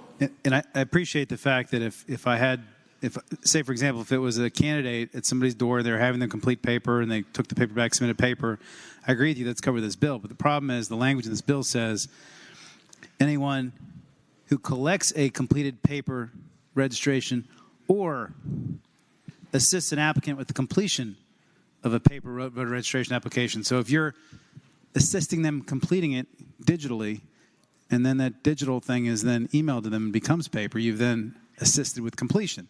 And given all the funny business that goes on with campaigns in this state and people wanting to create charges and criminal offenses and allegations over very minor things to get press hits, I worry about this kind of thing becoming an opportunity for somebody who's got nefarious intent to create a problem for somebody because of the ambiguity there, because I'm not sure the line between electronic and paper is quite as clear as I think everybody thinks it is. I mean, does the lady see any risk there? Senator has the floor. Mr. President, it says created on paper, and I would just say to the gentleman that if it's created digitally and electronically, then it's not created on paper. That's all I would say. Okay. Thank you, Mr. Appreciate the accommodation. Thank the senator. Do any other senators wish to be heard on House Bill 2764? Seeing none, the question is, shall House Bill 2764 pass? All in favor of the motion will record their vote aye. Those opposed, no. Are the senators ready to vote? Have all the senators voted? Do any senators desire to change their vote? The clerk will close the roll. Ayes 21, noes 19. Ayes 21, noes 19. House Bill 2764 passes. Mr. President. Senator from Roanoke County, Senator Suderline. Having voted on the prevailing side in which the Senate failed to pass House Bill 2686 on page 44, I'd ask that that vote be reconsidered. Question is, shall the vote by which House Bill 2686 failed be reconsidered? All in favor of the motion will record their vote aye. Those opposed, no. Are the senators ready to vote? Have all the senators voted? Do any senators desire to change their vote? Clerk will close the roll. Ayes 40, noes 0. Ayes 40, no 0. The motion is agreed to. Senator from Franklin County, Senator Stanley. Oh, joy. Oh, joy. Mr. President, I now move that House Bill 2686 pass, and for the reasons previously stated by both myself and the senator from Rockbridge, I renew that motion. Rockingham. Rock and roll. Thank the senator. The question is, shall House Bill 2686 pass? All in favor of the motion will record their vote aye. Those opposed, no. Are the senators ready to vote? Have all the senators voted? Do any senators desire to change their vote? The clerk will close the roll.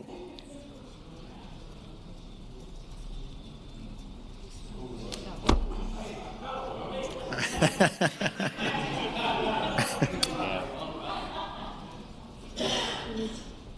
gonna have to take it. We're going to do that again? Okay, we're going to do this again. We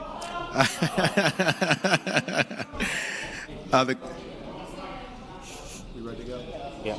Good, okay. All right, here we go. Question is, shall House Bill 2686 pass? All in favor of the motion will record their vote aye. Those opposed, no. Are the senators ready to vote? Have all the senators voted? Do any senators desire to change their vote? The clerk will close the roll. Ayes 22, noes 18. Ayes 22, noes 18. House Bill 2686 passes. House Bill 1626, a bill relating to animal fighting presumption where cocks tethered. Reported from the Committee for Courts of Justice with a substitute. Senator from Rockingham, Senator Obenshain.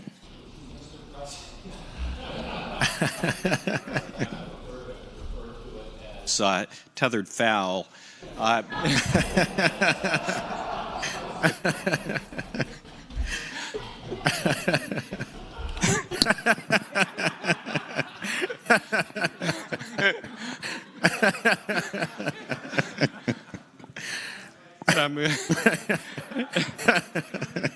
I move that it pass. Okay. We have to adopt the committee substitute first. First, I'd move that. We're going to make this as. I'd move that we tether this foul and pass the substitute. Okay. Well, question is, shall the committee substitute be adopted? All in favor of the motion will say aye. Those opposed, no.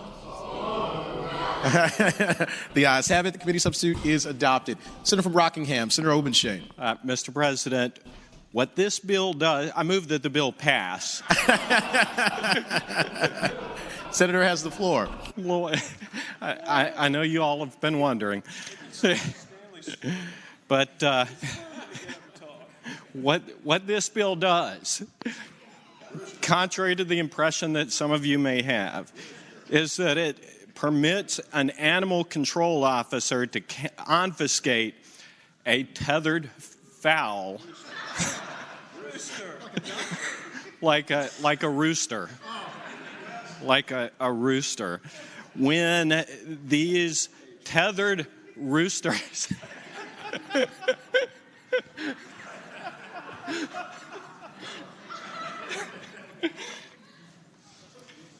have been used or have believed to have been used in animal fighting.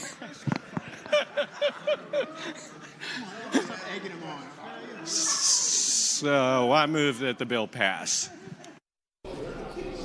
I thank the senator. Do any other senators wish to be heard on House Bill 1626? Will the senator yield for a question? Will the senator yield for a question? He's just kidding. Senator yield? Oh, okay. Withdrawing the question. The question is, a lot of questions actually, but the question is, shall House Bill 1626 pass? All in favor of the motion will record their vote aye. Those opposed, no. Are the senators ready to vote? Have all the senators voted? Do any senators desire to change their vote? The clerk will close the roll. Ayes 38, noes 1, Rule 36-1. Ayes 38, noes 1, Rule 36-1. House Bill 1626 passes. Mr. President. Senior Senator from Chesapeake, Senator Cosgrove. I haven't voted on the prevailing side where we're just past 1626. I'm not quite sure I understand. Never mind. It's all right. Senator making a motion? No. Okay.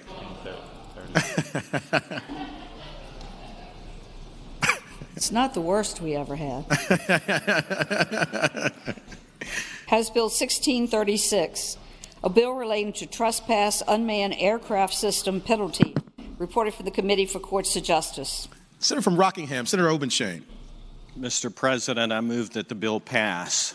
Thanks, Senator. You have the floor. Mr. President, this bill permits animal control officers to use unmanned aircraft to patrol for tethered fowl.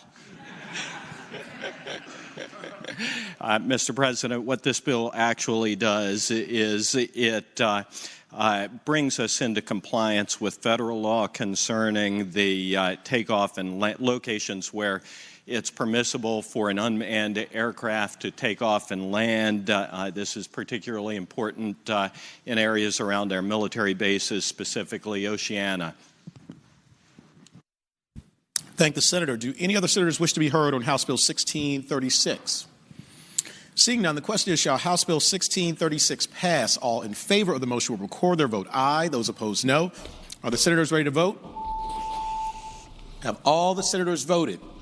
Do any senators desire to change their vote? Clerk will close the roll. Ayes 39, noes 1. Ayes 39, noes 1. House Bill 1636 passes. House Bill 1812, a bill to require the Department of Medical Assistance Services to amend waiver eligibility criteria to allow dependents of foreign service members to remain on waiting lists for services when assigned outside of the Commonwealth. Reported from the Committee on Education and Health. Senator from Bedford, Senator Newman. Mr. President, I'm going to move the bill pass and speak in the motion. Thank you, Senator. You have the floor.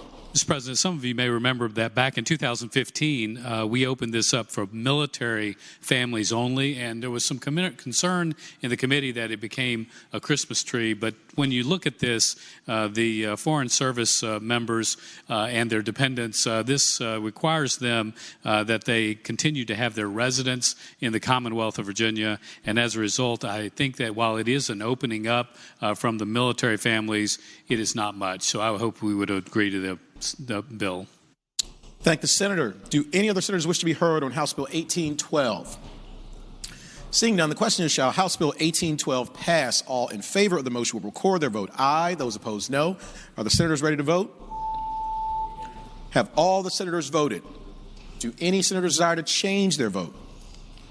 Clerk will close the roll. Ayes 40, noes 0. Ayes 40, noes 0. House Bill 1812 passes. House Bill 1814, a bill relating to deferral of jury service persons to have legal custody of and are responsible for the care of a child. Reported from the Committee for Courts of Justice with a substitute. Senator from Rockingham, Senator Obenshain. Mr. President, I move the committee substitute be agreed to. Thank the Senator. The question is, shall the committee substitute be agreed to? All in favor of the motion will say aye. Those opposed, no. The ayes have it. The committee substitute is agreed to. Senator from Rockingham, Senator Obenshain. Mr. President, I move the bill pass. And speaking of the bill, Senator, you have the floor.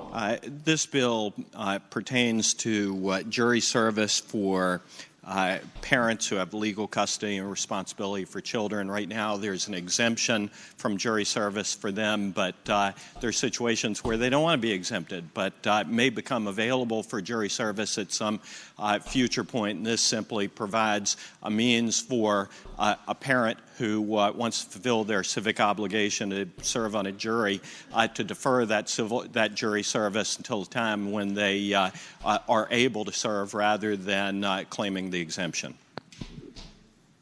Thank the Senator. Do any other senators wish to be heard on House Bill 1814? Seeing none, the question is, shall House Bill 1814 pass? All in favor of the motion will record their vote aye. Those opposed, no. Are the senators ready to vote? Have all the senators voted? Do any senators desire to change their vote? Clerk will close the roll. Ayes 40, noes 0.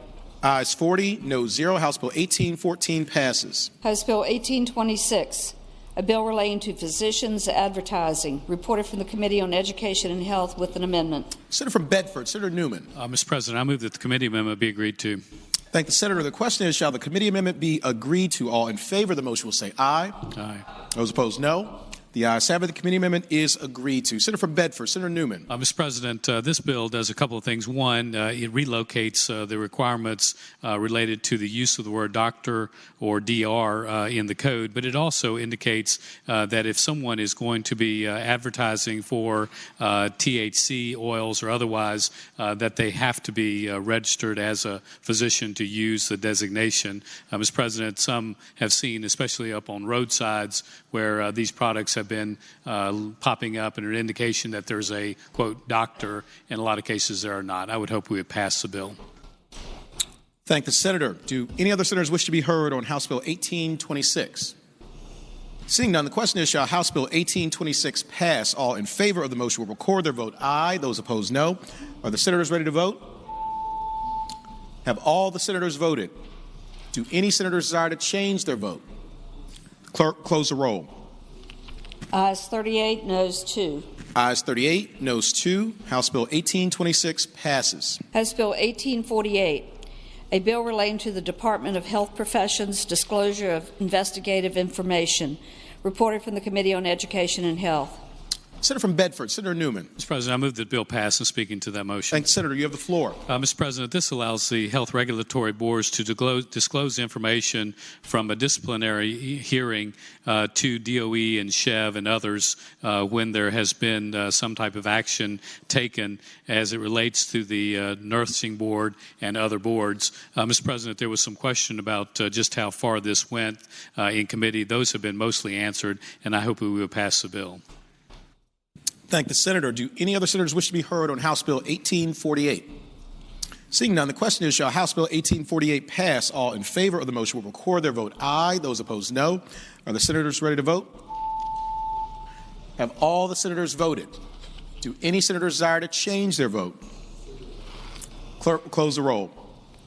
Ayes 40, noes 0. Ayes 40, noes 0. House Bill 1848 passes. House Bill 1979, a bill relating to assisted conception, reported from the Committee for Courts of Justice with a substitute, and there is a floor amendment. Senator from Rockingham, Senator Obenshain. Mr. President, I'd yield to the senator from Southern Fairfax. Northern Fairfax. Northern Fairfax. Close. Senator from Northern Fairfax, Senator Howe. Thank you, Mr. President. I move the committee substitute be agreed to. Thank the senator. The question is, shall the committee substitute be agreed to? All in favor of the motion will say aye. Aye. Those opposed, no. The ayes have it. The committee substitute is agreed to. Senator from Northern Fairfax, Senator Howe. Speaking to the bill, this has been called Jacob's Law, and it deals with surrogacy. Senator, I'm sorry to interrupt you. We have a floor amendment. I believe it's Senator Peake. Yes, sir, Mr. President. You want to take that up? All right. I'll move that we waive the reading of the floor amendment. Question is, shall the reading of the floor amendment be waived? All in favor of the motion will say aye. Aye. Those opposed, no. The ayes have it. The reading of the floor amendment is waived. Senator from Lynchburg, Senator Peake. Yes, sir. Thank you, Mr. President. Speaking to the amendment. Senator has the floor. This is a very one-sentence amendment to the surrogacy statute. This amendment does not affect the surrogate's right to make her choice about reproductive choices such as abortion or selective reproduction. My amendment protects the actual surrogate's rights to make those decisions. What my bill does is prevent these provisions from being in these surrogacy contracts, which allows individuals who are not with child to demand that someone who is carrying a child undergo a selective reduction or an abortion for various reasons, some of which could be that they don't like the sex of the prospective child, or perhaps that there may be some potential illnesses for the child. I believe that this bill protects choice for the actual mother and prevents someone else from imposing their thoughts on the actual mother. I think there are some other people who may speak on this, Mr. President. I will come back after that. For what purpose does the senior senator from Richmond City, Senator Sturdivant, rise? Mr. President, I rise to speak to the floor amendment. Senator has the floor. Mr. President, members of the Senate, I truly believe that regardless of whether you were pro-choice or pro-life, that this is an amendment that we all can and should agree on. And so even if you are consider yourself pro-choice and are skeptical about this amendment being offered by those of us who are pro-life, I would just ask that you hear me out and keep an open mind before you decide on how you'll vote. And as is addressed in the underlying bill, pregnancies using surrogates are governed by what's called a surrogacy contract. The surrogacy contract is entered into between the intended parents on the one hand and the surrogate on the other. And these surrogacy contracts also contain what is called a selective reduction clause. The selective reduction clause says that if the implantation of the embryos results in a multiple pregnancy, like twins or triplets, that the surrogate is required to have one or more of the fetuses terminated or aborted, so that she carries to term only the one baby that the intended parents wanted in the first place. And that's why it's called a selective reduction clause. So by way of example, you have a couple, they're the intended parents, and they want to have one child via a surrogate. If multiple embryos are used and the surrogate becomes pregnant with twins, the selective reduction clause entered into, mind you, before the surrogate ever became pregnant, would, under the terms of the contract, require the surrogate to terminate the fetus, that second twin. But if over the course of the pregnancy, for whatever reason, the surrogate decides that she is unwilling to abort the pregnancy, the multiple pregnancy, the selective reduction clause in the surrogacy contract holds that surrogate mother liable for her decision, her choice about her own pregnancy. She's required to pay back to the intended parents all payments that they have made to her for her health and her medical care, maternity clothing, medication, travel expenses, and even in some cases, the intended parents' own attorney's fees. And so you can imagine that the surrogate can be on the hook for tens of thousands of dollars if she chooses not to abort the multiple pregnancy. And so that is the policy decision for this body to make today. Should a woman's decision over whether to carry her pregnancy to term be signed away simply by entering into a business contract before she even becomes pregnant in the first place? And should the other party to that contract, the intended parents, be able to use what is effectively and essentially financial coercion to influence a woman's decision over whether or not to terminate the pregnancy or to carry that pregnancy to term? And I would submit to you that whether you were pro-life or you were pro-choice, that neither of those policies is sound. And that is why Senator Peake's floor amendment is necessary. It does not say that a woman cannot choose abortion in these cases. It simply says that the other party to the contract cannot require her to have one. And that's very important. It leaves that decision, that choice, with the woman, with the mother, who is carrying the children, and it protects her autonomy and her ability to make her own decisions. So if you're pro-life, you like this amendment because it prevents a Virginia surrogacy contract from requiring an abortion. And if you're pro-choice, I would respectfully submit you should also like this amendment because it prevents a Virginia surrogacy contract from nullifying a woman's autonomy and decision over whether to carry her pregnancy to term. And with that, Mr. President, I'd ask that the body support the floor amendment. What purpose does the Senator from Eastern Fairfax, Senator Surville, rise? Will the Senator from Lynchburg yield for a question? Senator Yield? Yes. Senator Yield, you have the floor. So it's my understanding that surrogacy has been around for a long time. Can the gentleman tell me how long surrogacy has been around? Senator has the floor. No, I cannot. Further question? Okay. Gentleman yield for another question? Yes. For yield, you have the floor. Well, gentleman yield, would agree that surrogacies have at least been around for 30 years? You have the floor. I know surrogacy exists. I know they've been doing it for a long time. I do not know how long. Further question? Well, gentleman yield for another question? Senator Yield? I'll yield all day. Senator Yields. I'm no expert in selective reduction or difficult pregnancy, but at least according to Wikipedia, selective reduction has been around since the 1980s, and it's primarily, and I think only used with regard to people that have trouble having pregnancy, and we get into like quintuplet or sextuplet type situations. Does the gentleman agree that that's generally the practice and it's been around since the early 1980s? Senator has the floor. Thank you, Mr. President. And Senator from Eastern Fairfax. Eastern Fairfax. I happen to be an expert in this area to a certain extent, not from the surrogacy standpoint, but from having to make that decision. In years past, approximately 22 years ago, my children, the quadruplets, are now 21. And you remember the septuplet mom. At that point in surrogacy issues, they would implant a multiple number of embryos to see how many took. Usually not that many took. Sometimes there'd be 4 or 5, 3, 4 or 5. And the doctors would recommend selective reduction, which is they take a needle, they go in, shoot potassium chloride into a beating heart to cause that baby to have a heart attack and die. Then they go in and suck that baby out, and the mother will go on to continue her pregnancy.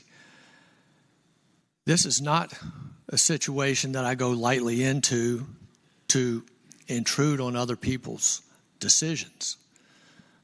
My wife and I had that decision to make, not through surrogacy, but with quadruplets, and the doctors recommend that you do that. I would just say to the senator from Fairfax that once you've been in that room and you've seen that heartbeat, the thought of someone taking a needle, injecting that heartbeat with potassium chloride, killing that baby, and then sucking it out is a very, very difficult decision. This bill, this amendment to this bill, does not remove that decision from the mother who is carrying those babies. This bill keeps that decision with the mother who is carrying the babies. This bill prevents people who are not going to carry a baby, and many times will never be able to carry a baby, from telling someone who is carrying a baby that she has to go in and kill that baby. That's the purpose of this amendment. And this amendment leaves that choice with the woman who is pregnant with the babies.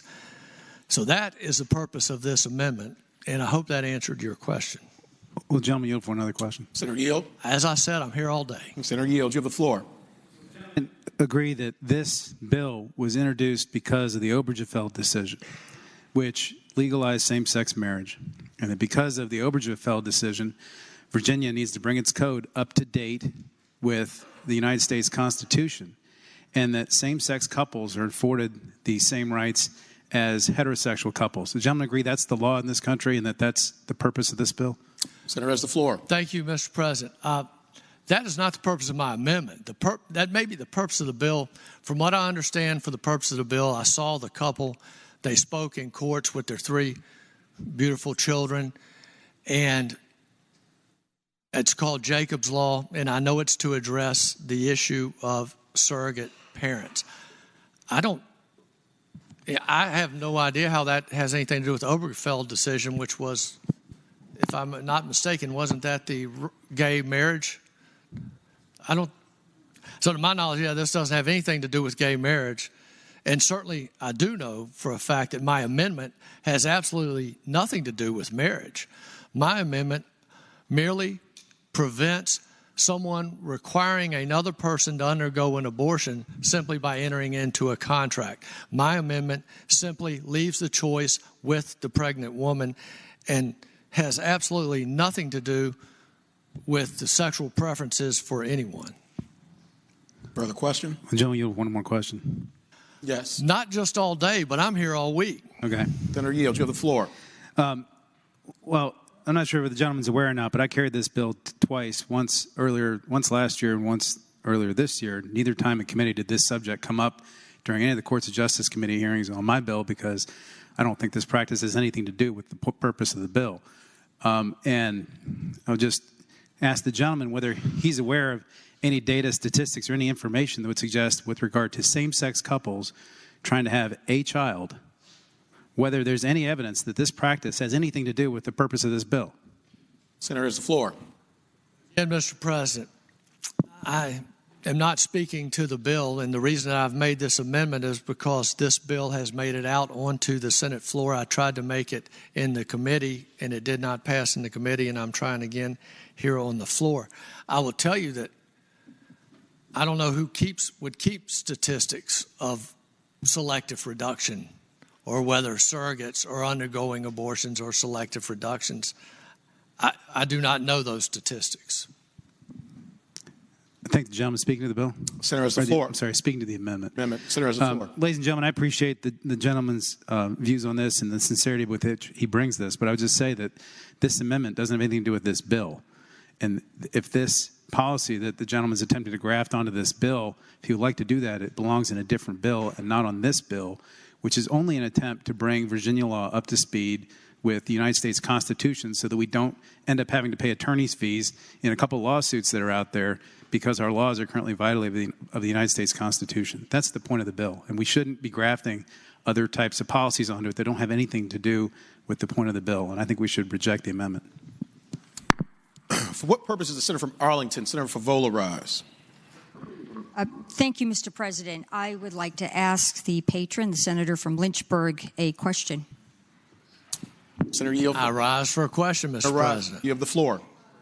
Mr. President, since we're talking about a contractual agreement with your amendment, isn't it true that if the surrogate mother wanted such a provision in her contract, she could go forward and require that in the contract without this amendment or without this legislative language, since it's a contractual agreement between two parties? Senator has the floor. Yes, sir. Thank you, Mr. President. I would agree with the gentlelady that it is a contractual provision that I am concerned about. I would just state that in many of these situations, these surrogacy contracts, someone is getting paid a lot of money to be a surrogate mother. Frequently, they need the money.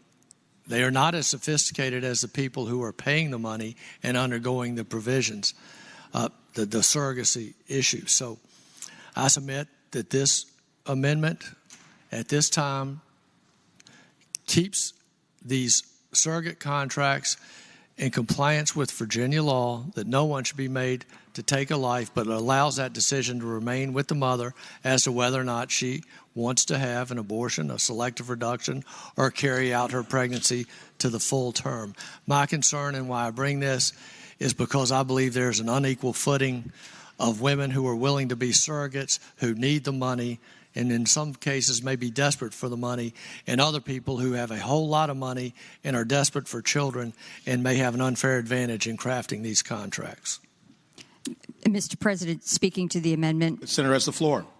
Again, I would go back to the concept that these illegally constructed contracts between a surrogate mother and potential parents, and what the mother is expecting, I would expect there'd be legal advice available.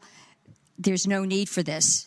If the mother is really concerned, surrogate mother is concerned about this, she can place it into a contract herself. There's no need for this legislation to go forward. So I would ask the body to vote against the amendment. Thank you, Mr. President. Thank the senator. For what purpose does the senator from Roanoke County, Senator Suderline, rise? Speak to the amendment. Senator has the floor. Mr. President, I hope it'll be the decision of the Senate to adopt the amendment. And speaking to that, I would just point out there were lots of questions about if this amendment were appropriate. We all know it's appropriate, and it's in this section because if you don't like an amendment and it's not in the appropriate bill, you ask the president, is this amendment germane? And we all know it's germane, and it deals directly with this. I'd also remind each of the speakers who have spoken against this bill or against the amendment of a bill that was introduced earlier this year that 15 Democratic senators either patroned or co-patroned. And I believe that once you add up the members on the committee that voted on it, nearly every Democratic member of this body has now voted or co-patroned a bill this year, this very session, that reads, every individual has a fundamental right to choose or refuse contraceptive or sterilization. Every individual who becomes pregnant has a fundamental right to choose to carry a pregnancy to term, give birth to a child, or terminate the pregnancy. The Commonwealth shall not, in the regulation or provisions of benefits, facilities, services, or information, deny or interfere with an individual's fundamental rights, including individuals under state control or supervision, to choose or refuse contraceptive or sterilization, to choose to carry a pregnancy to term, give birth to a child, or terminate a pregnancy. The Commonwealth shall not discriminate in the protection of enforcement of these fundamental rights on the basis of sex, disability, race, ethnicity, gender identity, age, marital status, national origin, immigration status, religion, or sexual orientation. And then the last provisions are some legalese that's important to the bill. But I would just point out to everyone, we might have some disagreements on what restrictions ought to be on abortion. I know there's some folks that supported this bill that don't think there should be any. But in that bill, it was very clearly, and every speaker that's spoken against this amendment co-patroned or patroned that bill, that said Virginia women have a right to carry their pregnancy to term if they so choose. And this amendment makes that very clear. We all know that under this contract there's unequal bargaining power, and that's why this amendment is critical to be adopted. And I would just point out to the senator who suggested that this bill was about some other things and there might be some concerns about it. You can look at how a lot of us on this side have voted on issues related to that, but that's not what this is about. And so I think this is something that every member of this chamber has pretty much gone on record saying you have a right to carry your child to term. Almost every Democrat through the patronage of legislation this year, and I'm pretty sure every Republican believes that as well. So I think this amendment is entirely appropriate and it ought to be adopted. What purpose does the junior senator from Richmond City, Senator McClellan, rise? Speaking to the amendment, Mr. President. Senator has the floor. Mr. President, I take issue with the underlying assumption that there's unequal bargaining power in negotiating a contract for surrogacy. I think what a lot of people are forgetting is being pregnant, even today in 2019, is extremely dangerous for a woman herself. As someone who almost died giving birth myself, I know that before I decide to get pregnant and enter into a contract to become a surrogate for someone else, I'm going to think that through very carefully. I am not going to put my life at risk to carry a child that I'm then going to give away if I feel like I don't have equal bargaining power, because my life is going to be at risk. And I'm going to make sure, before I ever make the decision to be a surrogate, I'm going to think through all of the possibilities, including what happens if there are multiples. Because again, the reason doctors recommend selective reduction is twofold. Because the chances of survival of the remaining fetuses is increased, but the mother's life is also at risk. And I cannot believe that someone thinks that a woman is going to decide, well, I desperately need money, so I'm going to go enter a surrogacy contract and not think through before I'm pregnant all of the provisions in that contract. These decisions can and should be made between the parties to that contract, the woman who is putting her own life at risk to carry a child, and the family who is entrusting this woman to carry the child for them. And there's no reason we should not trust the three of them to enter into a contract that protects all of their interests. And this amendment basically says we state government know better than you. And for that reason, I think it's a mistake, and I ask you to vote against it. What purpose does the senator from Loudoun, Senator Black, rise? Rise to speak in favor of the amendment. Senator has the floor. Ladies and gentlemen, I found the discussion of this rather interesting, a little bit confusing. First of all, if we know that if someone in this body signed a contract for surrogacy, that they would certainly be well informed and they would understand what was going on. But the fact of the matter is that the bulk, not all, but the bulk of individuals who enter into these contracts are sometimes not even capable with the English language. They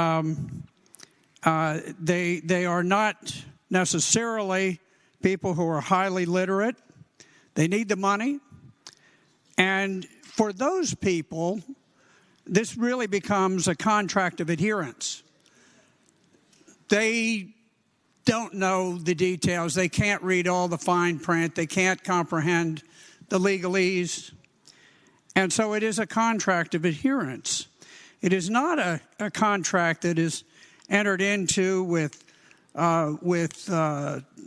full comprehension of all of the outcomes and so forth that might become evident later on.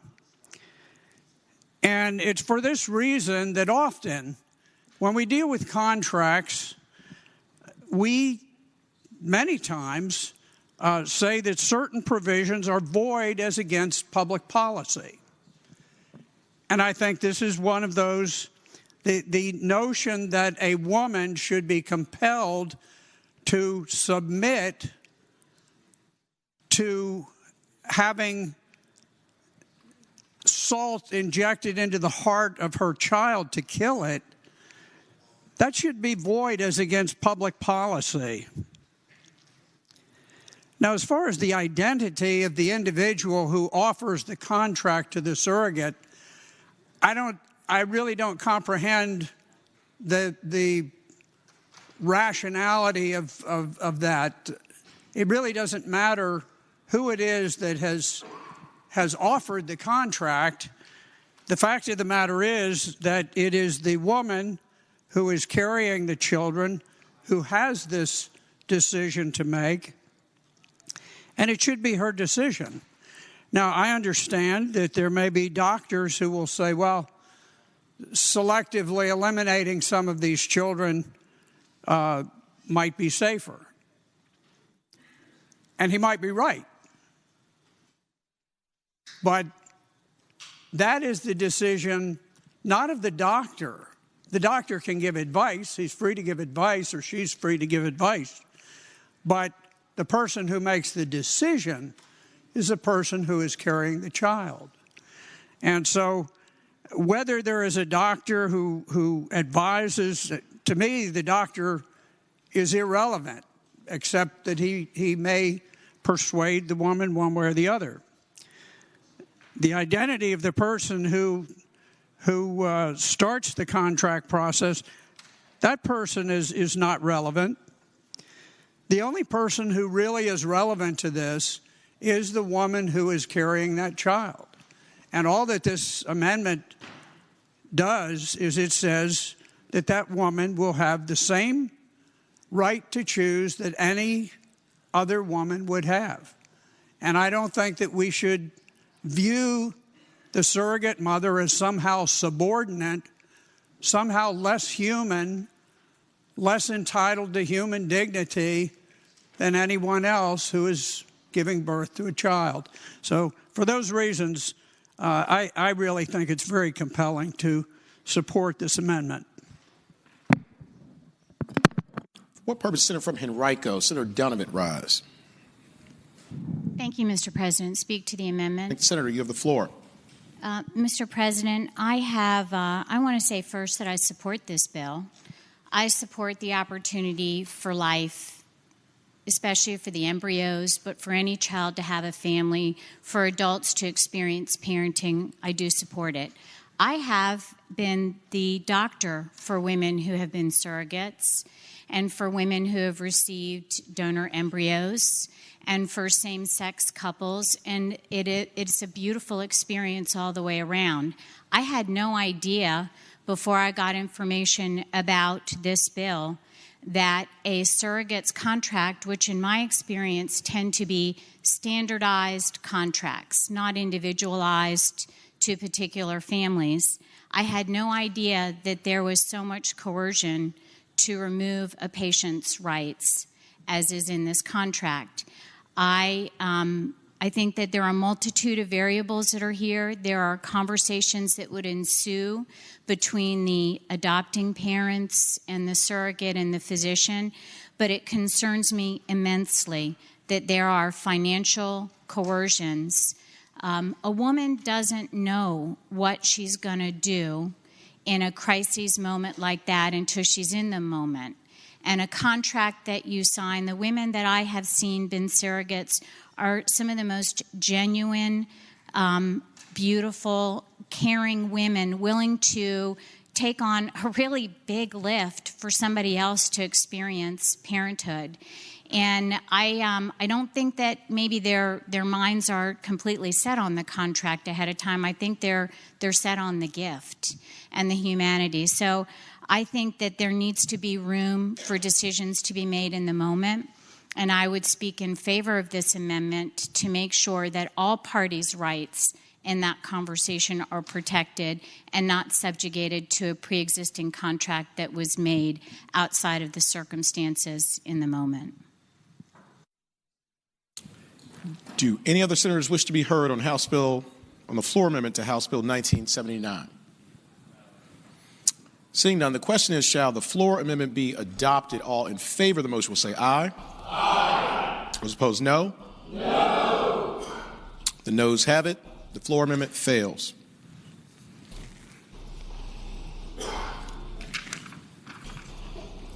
Senator from Northern Fairfax, Senator Howe. My mouth is full, excuse me. This is, as I started to say, called Jacob's Law. It's named for a beautiful little boy that we saw in courts committee whose parents he was a surrogate baby. And his embryo was one that was going to be destroyed. So that's what's brought about this bill.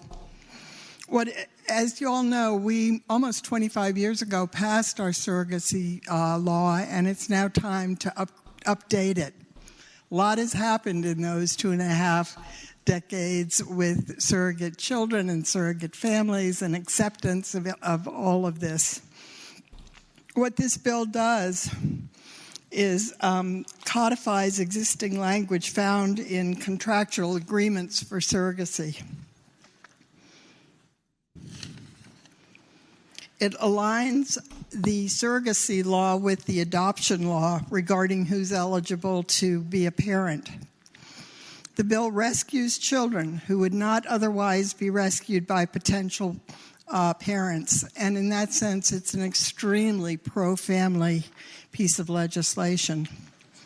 In the case regarding Jacob, for whom the bill was named, his embryo is set to be destroyed if his parents did not accept that embryo. This bill allows Virginians to use embryos currently in storage and do less expensive administrative processes instead of an adoption post-birth.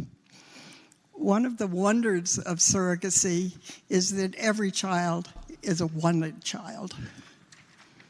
So I hope we'll pass the bill. Thank the senator. Do any other senators wish to be heard on House Bill 1979?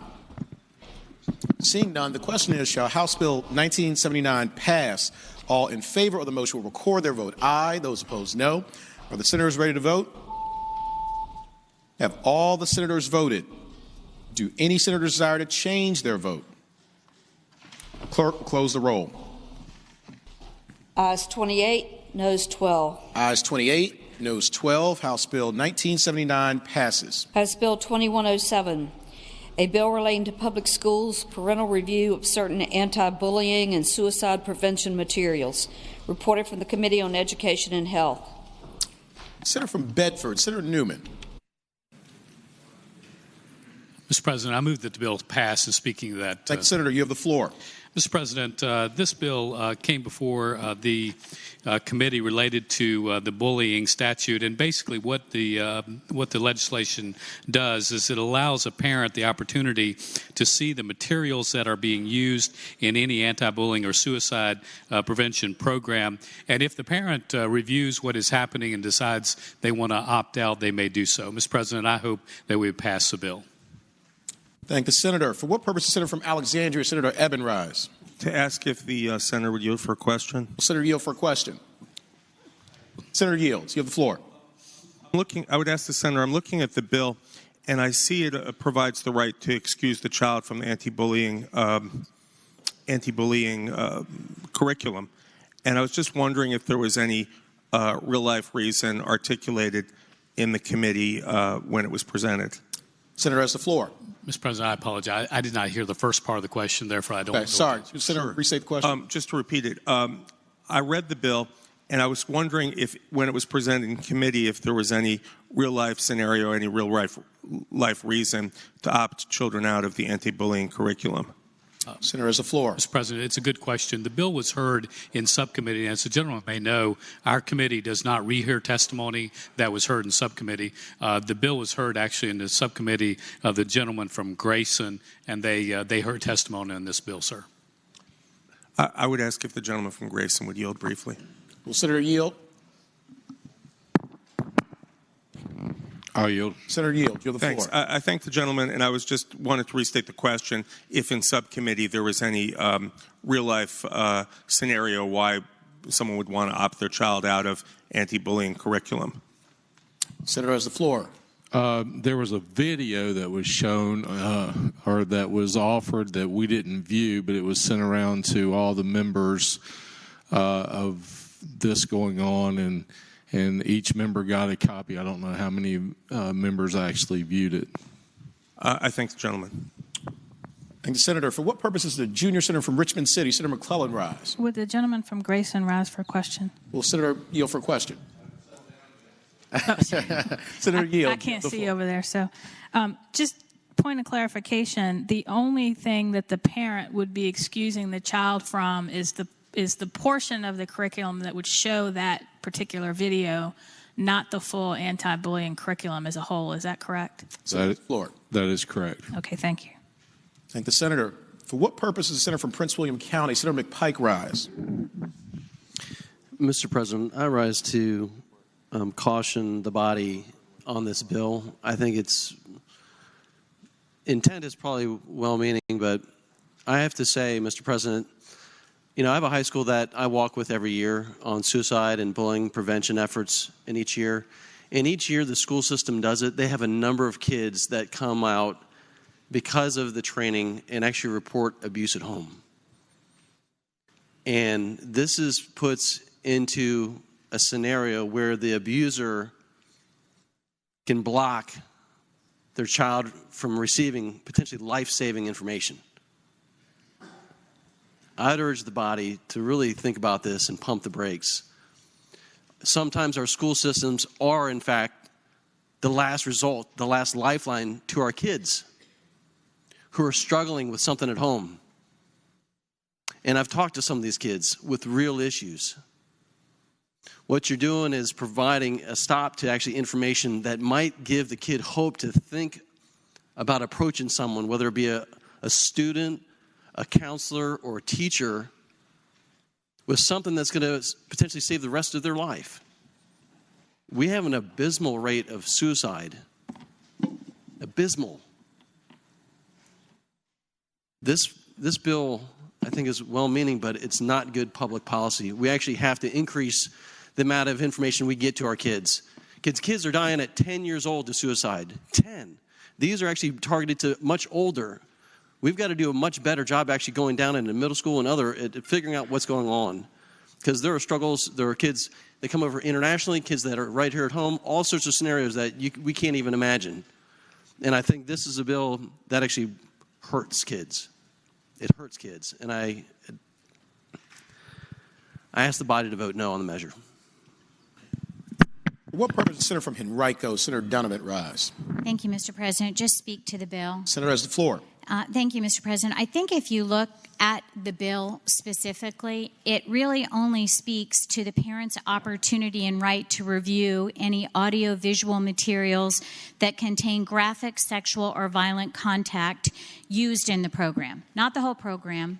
We want the children to make sure that they have the opportunity to get exposed to all of that information. But there was a particular incident where several children were very upset, and there was an inappropriate choice of very graphic video material by the teacher. And parents need to have a say in what their children are exposed to. I think this is a way of curtailing overstepping of the teachers in choosing their materials. I hope that you'll support the bill. Thank the senator. For what purpose, Senator from Bedford, Senator Newman, rise? Mr. President, just to speak briefly, Senator has the floor. We heard this in committee, and it's one bill that's pretty easily accessible on your computers. I urge you to pull it up and read it, because it is not exactly as it's been described. The senator from Henrico is exactly right. All that's in question here is whether or not a parent has the right to excuse from a particular part if the material that they're excusing them from is graphic or violent. That's it. Not all the other things that were spoke of earlier. It is those two items. Does the parent have the right to do that? I hope we would pass the bill. Thank the senator. Question is, shall House Bill 2107 pass? All in favor of the motion will record their vote aye. Those opposed, no. Are the senators ready to vote? Have all the senators voted? Do any senators desire to change their vote? The clerk will close the roll. Ayes 31, noes none. Ayes 31, noes 9. House Bill 2107 passes. House Bill 2124, a bill relating to length of school term, waiver for school closings resulting from evacuation. Reported from the Committee on Education and Health. Senator from Bedford, Senator Newman. Mr. President, I move the bill pass and speak in the motion. Senator has the floor. Mr. President, this bill is one that is identical to the one from the gentleman from Southern Fairfax, Senator Barker. It is a bill that simply allows a board to waive a 5 days requirement missed due to a mandatory evacuation. I would hope that we would support the bill. Thank the senator. Do any other senators wish to be heard on House Bill 2124? Seeing none, the question is, shall House Bill 2124 pass? All in favor of the motion will record their vote aye. Those opposed, no. Are the senators ready to vote? Have all the senators voted? Do any senators desire to change their vote? Clerk will close the roll. Ayes 32, noes 8. Ayes 32, noes 8. House Bill 2124 passes. House Bill 2140, a bill relating to school calendar, opening of the school year, good cause waiver. Reported from the Committee on Education and Health with a substitute. Senator from Bedford, Senator Newman. Mr. President, I move that the committee substitute be agreed to. Thank the senator. The question is, shall the committee substitute be agreed to? All in favor of the motion will say aye. Aye. Those opposed, no. The ayes have it. The committee substitute is agreed to. Senator from Bedford, Senator Newman. Mr. President, earlier this year we passed a bill from the senator from Chesterfield and others in the committee related to early opening. Mr. President, this bill came forward as a very narrow exception related really to Stafford County, area. Mr. President, what we've done here is we've indicated that if the bill that passed earlier becomes law, then this bill would simply wrap around. It is a bit of a complex enactment clause, but we hope that eventually this bill will get into conference. What we didn't want to do is it didn't want to say we're going to take away most of the exemptions and start adding an exemption in. So that's the reason for the complexity and the need to interact with the other bill. I hope we'd pass the bill. Thank the senator. For what purpose is the senator from King George, Senator Stewart, rise? rise to speak to the bill, Mr. Senator has the floor. And Mr. President, I thank the gentleman from Bedford. That's exactly what this does. Is it actually allows Stafford County and the city of Fredericksburg to start the same time as Spotsylvania if the other bill becomes law. So it's just a quick fix, and hope you all will support this. Thank the senator. Do any other senators wish to be heard on House Bill 2140? Seeing none, the question is, shall House Bill 2140 pass? All in favor of the motion will record their vote aye. Those opposed, no. Are the senators ready to vote? Have all the senators voted? Do any senators desire to change their vote? Clerk will close the roll. Ayes 36, noes 4. Ayes 36, noes 4. House Bill 2140 passes. House Bill 2174, a bill relating to motor vehicle dealers and manufacturers, reported from the Committee on Transportation with amendments, and there is a floor amendment. Senator from Grayson, Senator Carrico. 3 floor amendments. Thank you, Mr. President. I would ask that we adopt or agree to the committee amendments. Thank the senator. The question is, shall the committee amendments be adopted? All in favor of the motion will say aye. Aye. Those opposed, no. The ayes have it. The committee amendments are adopted. Senator from Grayson, Senator Carrico. And I think the senator from Prince William County. Prince William All County, right. yes, Senator from Prince William has a floor County. amendment that I would hope you would adopt. Senator McPike. Thank you, Mr. President. I'd move that we waive the reading of the floor amendments in a block. Thank the senator. The question is, shall the reading of the floor amendments be waived? All in favor of the motion will say aye. Those opposed, no. The ayes have it. The reading of the floor amendments is waived. Senator from Prince William County, Senator McPike. Thank you, Mr. President. And I move that we agree that the floor amendments be agreed to, and speaking to that motion. Senator has the floor. Thank you, Mr. President. For those in the Transportation Committee might recall, this is the dealer right of first refusal bill. We've been working with several stakeholders over the last couple of weeks to amend the language and carve out some of the concerns in terms of those involved in pending litigation. That's what this amendment does, is to remove those parties from the impact of this legislation. And with that, I ask that the floor amendment be agreed to. Thank the senator. Do any other senators wish to be heard on the floor amendments? Seeing none, the question is, shall the floor amendments be adopted? All in favor of the motion will say aye. Aye. Those opposed, no. The ayes have it. The floor amendments are adopted. Senator from Grayson, Senator Carrico.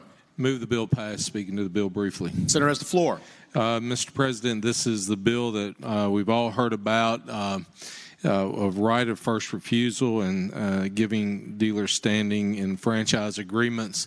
The amendments that were adopted by the committee puts them in line with Senate Bill 1464 and Senate Bill 1333 that passed this committee this body 40-0 earlier. This floor amendment now addresses what concerns that came about late in the discussions with a court case that was being heard in the Western District, and I would hope it'd be the pleasure of the body now to support the bill. Thank the senator. Do any other senators wish to be heard on House Bill 2174? Seeing none, the question is, shall House Bill 2174 pass? All in favor of the motion will record their vote aye. Those opposed, no. Are the senators ready to vote? Have all the senators voted? Do any senators desire to change their vote? Clerk will close the roll. Ayes 40, noes 0. Ayes 40, noes 0. House Bill 2174 passes. House Bill 2192, a bill relating to the modernization of public school buildings and facilities, reported from the Committee on Education and Health with a substitute, and there is a floor amendment. Senator from Bedford, Senator Newman. Mr. President, I move that the committee substitute be agreed to. Thank the senator. The question is, shall the committee substitute be agreed to? All in favor of the motion will say aye. Those opposed, no. The ayes have it. The committee substitute is agreed to. Senator from Franklin County, Senator Stanley. Thank you, Mr. President. I now move that we waive the reading of the floor amendments. Thank the senator. The question is, shall the reading of the floor amendments be waived? All in favor of the motion will say aye. Those opposed, no. The ayes have it. The reading of the floor amendments is waived. Senator from Franklin County, Senator Stanley. Thank you again, Mr. President. I now move the floor amendments. And speaking to that motion, sir. Senator has the floor. Ladies and gentlemen of the Senate, this is the school modernization bill that is trying to allow and give localities another tool in the toolbox to be able to procure and build new facilities, new school facilities, utilizing solar power, and from that utilization of solar power, also being able to then defray a large cost in electrical, in putting electricity, of course, into the school, but also if it's a net positive meter where they generate more power than they need, that they could also then in turn sell that to the utility itself and defray the cost of the modern school building. What this amendment does, Mr. President, members of the Senate, is basically add to the final code section that is cited, 56-589.1, when we talk about energy generation, subsection B talks about where that the solar renewable energy generation facilities that are associated with generating power for the school and maybe the net positive metering have to be located on the school property. We just get a little more specific in this floor amendment by saying that it has to be that most of the solar facilities have to be located on the rooftops of the public school buildings. However, up to 20% of that capacity may come from ground-mounted solar facilities. So it just goes to say where it needs to be located on the school property and how it needs to be located, and that's what this amendment does. And for those reasons, Mr. President, I would move the amendment. Thank the Senator. For what purpose is Senator from Loudoun, Senator Black rise? To speak in favor of the amendment. Senator has the floor. Ladies and gentlemen, I had voted against this measure in committee, but it appears to me that the amendment does an excellent job of addressing the issues that were raised, so I think it's a very good one. Encourage you to vote for it. Thank the Senator. Do any other senators wish to be heard on the floor amendment? Seeing none, the question is, shall the floor amendment be adopted? All in favor of the motion will say aye. Aye. Those opposed, no. The ayes have it. The floor amendment is adopted. Senator from Bedford, Senator Newman. Mr. President, I move that the bill now pass, and speaking briefly to that motion. Senator, you have the floor. Mr. President, clearly the senator from Franklin and the delegate have brought to us a very innovative idea that has some genesis in North Carolina and otherwise, and with the floor amendment really cures the State Corporation Commission questions that some of us had. I hope we would would vote in favor of the bill. Thank the Senator. Do any other senators wish to be heard on House Bill 2192? Seeing none, the question is, shall House Bill 2192 pass? All in favor of the motion will record their vote aye. Those opposed, no. Are the senators ready to vote? Have all the senators voted? Do any senators desire to change their vote? Clerk, close the roll. Ayes 40, no 0. Ayes 40, no 0. House Bill 2192 passes. House Bill 2270, a bill relating to release of certain incarcerated aliens from jail, notices to Immigration and Customs Enforcement. Reported from the Committee for Courts of Justice. Senator from Rockingham, Senator Obenshain. Mr. President, I move that the bill pass. This bill is pretty simple. All it does is requires that when a sheriff or jail in Virginia has in its custody an alien, and when it becomes aware of the date of the person's release, the sheriff or the superintendent is required to notify ICE of the date of the release. That's it. Do any other senators wish to be heard on House Bill 2270? Seeing none, the question is, shall House Bill 2270 pass? All in favor of the motion will record their vote aye. Those opposed, no. Are the senators ready to vote? Have all the senators voted? Do any senators desire to change their vote? Clerk will close the roll. Ayes 21, noes 19. Ayes 21, noes 19. House Bill 2270 passes. House Bill 2296, a bill relating to rights of persons with disabilities, procedures for certain actions, website accessibility. Reported for the Committee for Courts of Justice with a substitute. Senator from Rockingham, Senator Obenshain. Mr. President, I move that the committee substitute be agreed to. Thank the Senator. The question is, shall the committee substitute be agreed to? All in favor of the motion will say aye. Those opposed, no. The ayes have it. The committee substitute is agreed to. Senator from Rockingham, Senator Obenshain. Mr. President, I move that the bill pass. This bill addresses, to the extent we're able to address, a very real problem. This may be one that's out of our control. Anybody who looked at the Wall Street Journal today saw an article about the number of lawsuits being brought under the Americans with Disabilities Act concerning accessibility of websites. Companies are being charged, being sued, sometimes multiple times because their website hasn't been brought to the standards that provide, I guess, text-to-voice capabilities, and sometimes after they have been upgraded. We don't have federal standards, and frankly, it's creating a lot of confusion on the federal level, but quite frankly, the fight really is at the federal level. But what this does is it provides a modicum of relief for companies that have not upgraded. It gives them an opportunity to upgrade their sites in the event, the unlikely event, that they're sued under the Virginia Disabilities Act. These suits are virtually never filed under the state act. And I will confess to you that this has a little bit more work that needs to be done. We went a long way towards addressing the concerns of the disability community, but haven't been able to address them completely. I know that Senator Barker tried to get a bill through, and I hope we haven't stepped on his feet by advancing this, but I think that they're trying to work on something together that is worthy of working on. But this approached it in a slightly different way, and so it is a step in the right direction. And I suspect that we're going to probably see this bill in conference should it advance. But it's an important step in trying to make sure that we're addressing the rights of the visually impaired and make sure that we're not unduly burdening the private sector. Thank the senator. For what purpose is the senator from Southern Fairfax? Senator Barker rise. Mr. President, addressing the bill.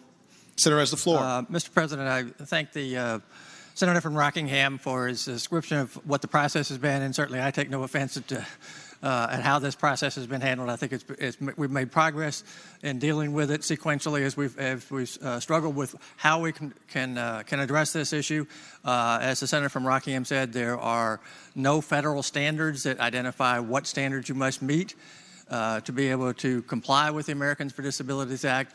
That is what has contributed to the suits, many of which clearly are frivolous, that have been launched against companies in Virginia and elsewhere. It's also what then led to the attempt to address it as best we could. What this does is this provides a clear standard. The website the standards web accessibility standard 2.0 AA, which everyone agreed is the appropriate standard to be applied in this particular situation.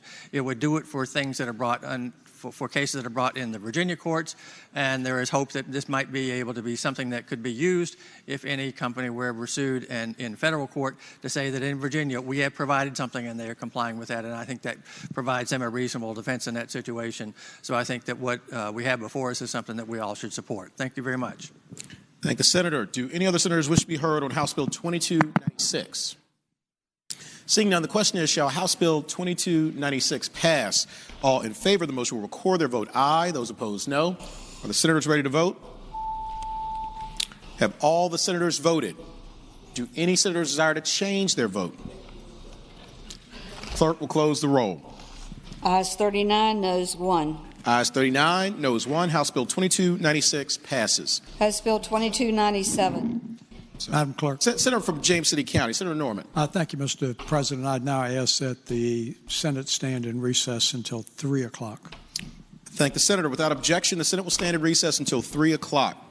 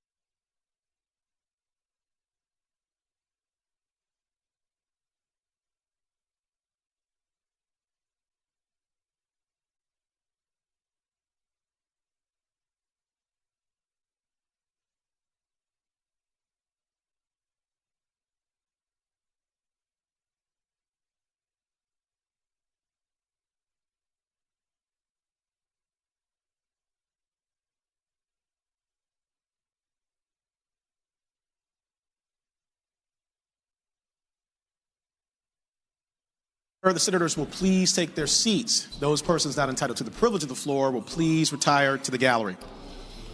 Page 50, House Bill 2297, a bill relating to free public elementary and secondary education eligibility criteria, reported from the Committee on Education and Health with a substitute. Senator from Bedford, Senator Newman. Mr. President, I move that the substitute be agreed to. Thank the senator. The question is, shall the committee substitute be agreed to? All in favor of the motion will say aye. Aye. Those opposed, no. The ayes have it. The committee substitute is agreed to. Senator from Bedford, Senator Newman. Mr. President, I move that the bill pass. And speaking that motion. Senator has the floor. Mr. President, as amended through the substitute, the bill provides that students that live on a property line that straddles more than one school district shall go to the school that the property tax is paid. Mr. President, this is always a matter that comes up, and this clarifies it for all sides. However, Mr. President, with the substitute, it also states that anyone who is currently in any other school division will be grandfathered in. I hope that we would adopt or agree to the bill. Thank the senator. Do any other senators wish to be heard on House Bill 2297? Seeing none, the question is, shall House Bill 2297 pass? All in favor of the motion will record their vote aye. Those opposed, no. Are the senators ready to vote? Have all the senators voted? Do any senators desire to change their vote? The clerk will close the roll. Ayes 40, no 0. Ayes 40, no 0. House Bill 2297 passes. House Bill 2514, a bill relating to motor vehicle safety inspections charges, reported from the Committee on Transportation with amendment. Senator from Grayson, Senator Carrico. Thank you, Mr. President. Move the committee amendment. Thank the senator. The question is, shall the committee amendment be adopted? All in favor of the motion will say aye. Aye. Those opposed, no. The ayes have it. The committee amendment is adopted. Senator from Grayson, Senator Carrico. Thank you, Mr. President. This is an increase in the motor safety inspection program. This is the first increase in 13 years that's been given to that program. It increases it from $16 to $20. And the amendment basically allows 20 cents of that to go to the state police for the administration of the program, to allow to have more certified inspectors for areas in rural and suburban and inner city areas, to get them certified so they can inspect these vehicles. Currently, a mechanic labor rate is between $85 and $160 an hour. I should have been a mechanic.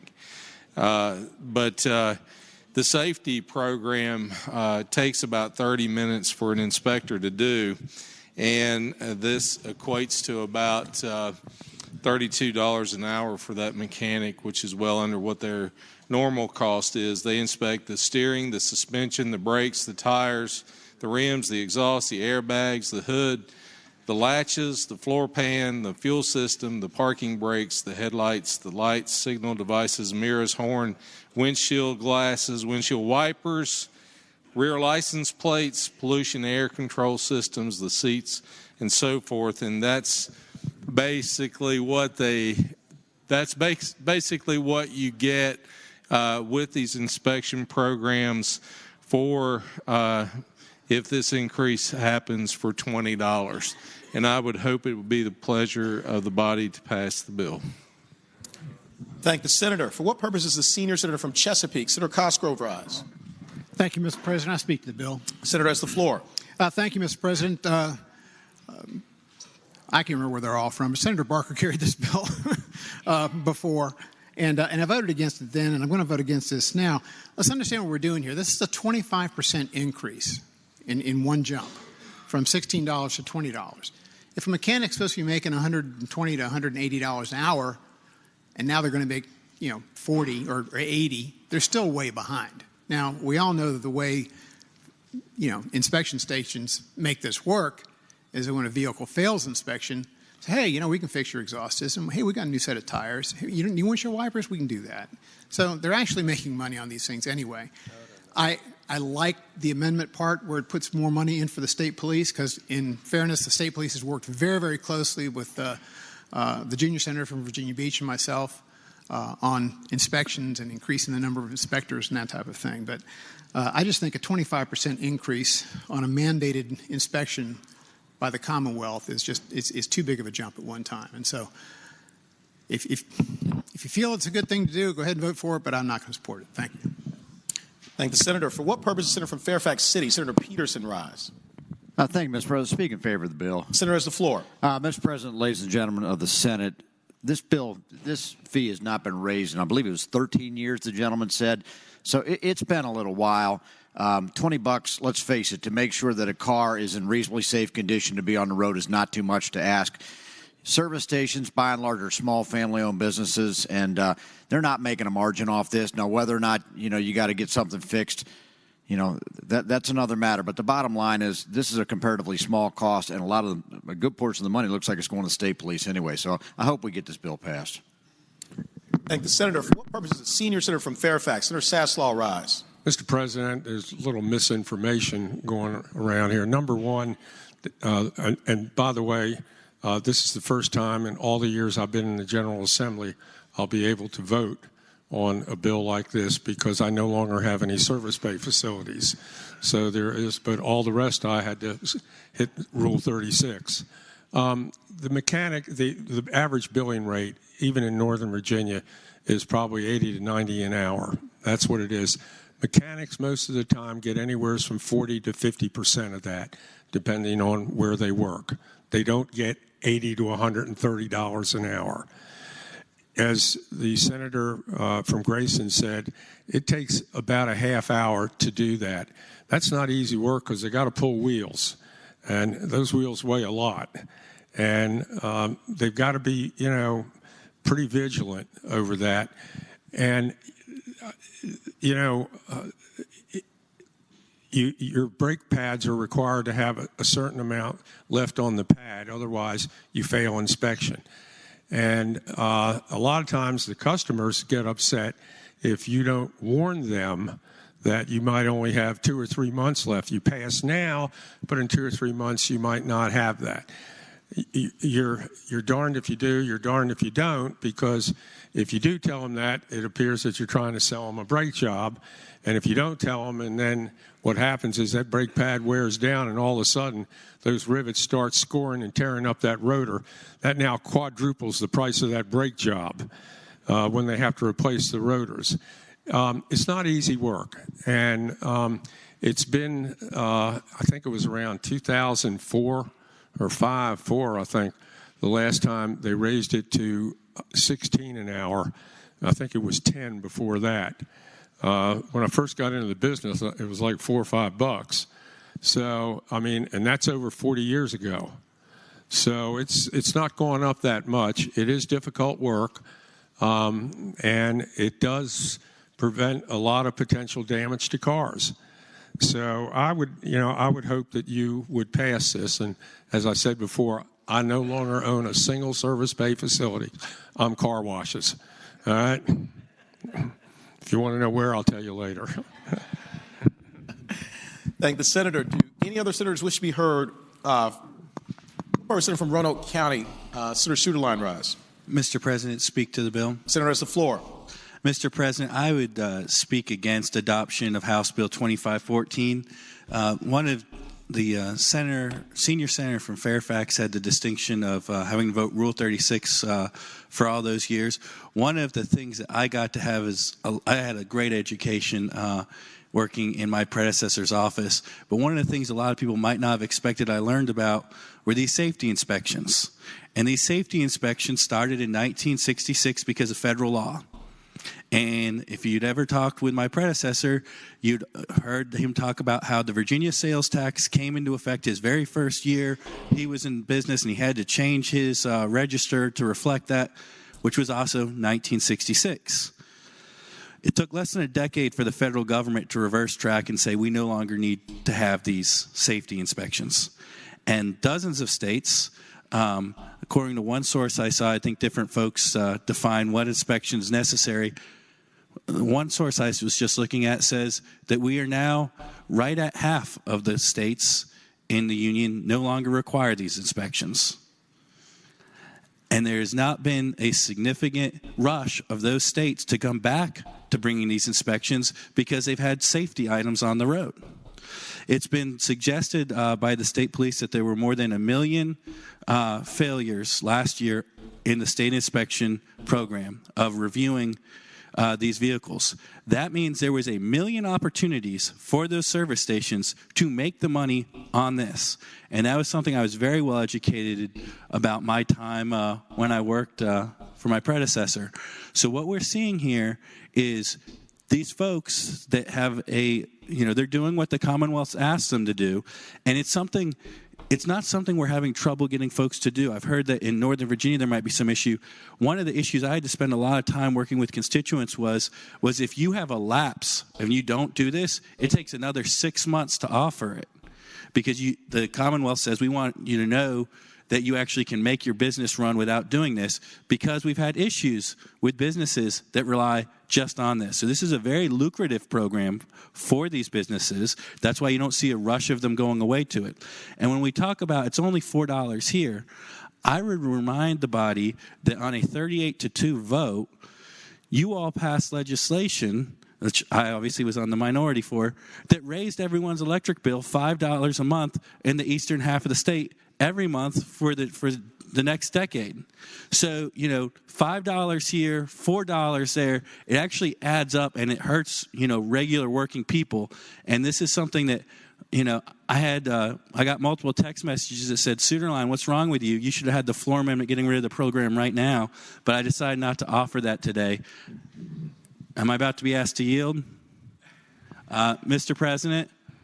I'll preemptively offer that I will yield. Preemptively yield. The senator yields. You have the floor. I would ask the senator from Roanoke County, if this is such a lucrative field, why are so many stations converting from service bay facilities to convenience stores if it's so lucrative? And maybe he could explain also why I've never seen a convenience store and gas convert to a service bay facility. Senator has the floor. I would suggest to the senior senator from Fairfax County that just because other businesses are even more lucrative does not mean that this is not lucrative. I would point out that two of the best businessmen I know are the senior senator from Fairfax and my predecessor, and both of them did pretty well with these programs. Is there a second question?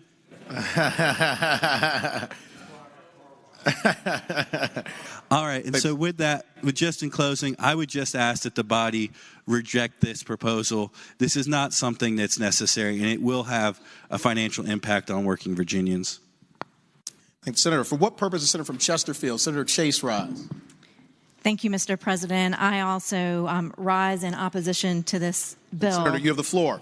Thank you, Mr. President. I'd like to identify my comments with my seatmate over here, and just to emphasize that what we're essentially doing is we are increasing the cost for Virginians to get to work. And especially for those who are teenagers, and I have 4 in my house, who pay their own bills and have their own business, and they have multiple vehicles. And so this is going to increase the cost to do business. It's going to increase the cost for folks to get to work, and I'd ask that we defeat this bill. Thank you. Thank you, Senator. For what purpose, Senator from Western Fairfax, Senator Marsden rise. Thank you, Mr. President. Speak to the bill. Senator has the floor. I just did some quick math, and at $16 per inspection, and you can do 16 a day, that's $252, which has to go towards the salary of that individual, I guess, any benefits that he gets. You've got to pay for the electricity, and you've got to pay for all the shop tools that individual uses, and it's all part of the space that you're taxed on as a business. And you've taken that bay out of the real productivity of doing bigger repairs. $252 a day. Has anybody ever gone and gotten something done on their car these days that was less than $252? That's a pretty tough a business model there. It's why a lot of people aren't doing it anymore. And I think it's a well-deserved increase in the fee. Thank you. Thank you, Senator. For what purpose is Senator from Lynchburg, Senator Peacock? to speak to the bill. Senator has the floor. Thank you, Mr. President. They have me down as a no. I was not there, and the senator from Grayson assumed that I'd be against any fee increase and voted me a no. I actually happened to support this. It's rare. But I just wanted to point out to the body that the senator from Roanoke County, who was just now speaking against any inspections of cars, is also the same senator who brought a bill to increase the speed limit on Interstate 81 to 85 miles an hour. And if that is not absurd, and as a father of some kids who travel up and down Interstate 81, it makes me feel better to know that the citizens of the Commonwealth have the cars are inspected yearly, that they have brakes that work, that they have tires that are not going to pop. This is not just responsibility for the person with the car, but this is something that protects everybody on the interstate, your family, your kids, to know that somebody's car is going to stop and their tires aren't going to pop and they're going to flip over on Interstate 81. Thank you, Mr. President. I thank the senator. For what purpose is senator from Roanoke County? Senator Suderline rise. Thank you, Mr. President. I wasn't planning on speaking a second time, but since my name was invoked by the man who sits directly behind me, I thought that I would just address what he pointed out. First of all, let no one think that my legislation seeks to make the speed limit on the Commonwealth 85 miles per hour. Simply by saying that something shouldn't be a Class 1 misdemeanor, which is a jailable offense and up to a year and or a $2,500 fine, and it might require you to seek an attorney. I don't know where those attorneys come from, but you might need one of those attorneys. I think that that's something that is very reasonable. And I would just point out that you haven't heard from folks talking about how critical this is for safety purposes. And I would just point out to the senator from Lynchburg, there's something that we on this side of the aisle usually talk about, and it's personal responsibility. And that's something that we might want to consider on something like your own vehicle. And with that, I think that that's enough discussion of this. Thank the senator. What purpose, senator from Grayson? Senator Carrico rise. If no one else wants to speak, just to clean it up. Do any other senators wish to be heard? Seeing none, senator has the floor. So, Mr. President, I'm really not going to try to argue the merits of $20, a $3.80 increase to the inspectors, or the 20-cent increase to the state police. But I, unlike many people in here, have looked at what these cars do when these vehicles are not inspected each year. And yes, it is a safety issue. And I dare say there's not a soul in this room can tell me what the depth of that tire has to be, tread, or the amount of space in that suspension has to be in order for it to pass inspections. Maybe you, since you have so many cars. But I will tell you this, having worked some 24 fatal accidents in this state, and some of those were due to neglect of people, of not having their cars properly the proper equipment on their vehicles. It was a common thing to say, here comes some Tennessee trash into Virginia, because they had no inspection program. And you would see a car come in with, I hate to say that, with my good friend from Fairfax that came from Tennessee, but it was pretty common to see vehicles come in that it was impossible for those cars to pass an inspection program in Virginia because of all the equipment violations that were on those cars. And if you don't think that that doesn't kill you or put your lives or your family lives in danger, that is something that you're fatally mistaking, because a lot of those cars have to have the equipment to operate. And then we're in a pretty transit society, and after about 30,000 miles, brakes begin to wear out, tires begin to wear out. All those suspensions have to be inspected. And for $20, I think it's a value that you can't beat when you have to take it back to have it fixed. Thank the senator. Question is, shall House Bill 2514 pass. All in favor of the motion will record their vote aye. Those opposed, no. Are the senators ready to vote? Have all the senators voted? Do any senators desire to change their vote? The clerk will close the roll. Ayes 25, noes 15. Ayes 25, noes 15. House Bill 2514 passes. House Bill 2622, a bill relating to removal of child names and contact information of persons with a legitimate interest. Reported from the Committee for Courts of Justice with amendment. Senator from Rockingham, Senator Obenshain. Mr. President, I move that the bill pass. And speaking to the bill, Senator, I'm sorry to interrupt. Do you want to move the committee amendment first? I move that the amendment be agreed to. Thank the Senator. The question is, shall the committee amendment be agreed to? All in favor of the motion will say aye. Aye. Those opposed, no. The ayes have it. The committee amendment is agreed to. Senator from Rockingham, Senator Obenshain. Mr. President, I move the bill pass. Speaking to the bill, Senator has the floor. This bill simply provides that in any proceeding in which a child is removed from his home, the court may order, it had prior to the amendment said shall order, but it may order the parents or guardians of the child to provide names and contact information for persons with a legitimate interest in the child to the local Department of Social Services. It's a bill that makes good sense. It's not mandatory. It gives the court discretion to order that in order to make sure that the child's best interests are protected. So with that, I would move the bill pass. Thank the Senator. Do any other senators wish to be heard on House Bill 2622? Seeing none, the question is, shall House Bill 2622 pass?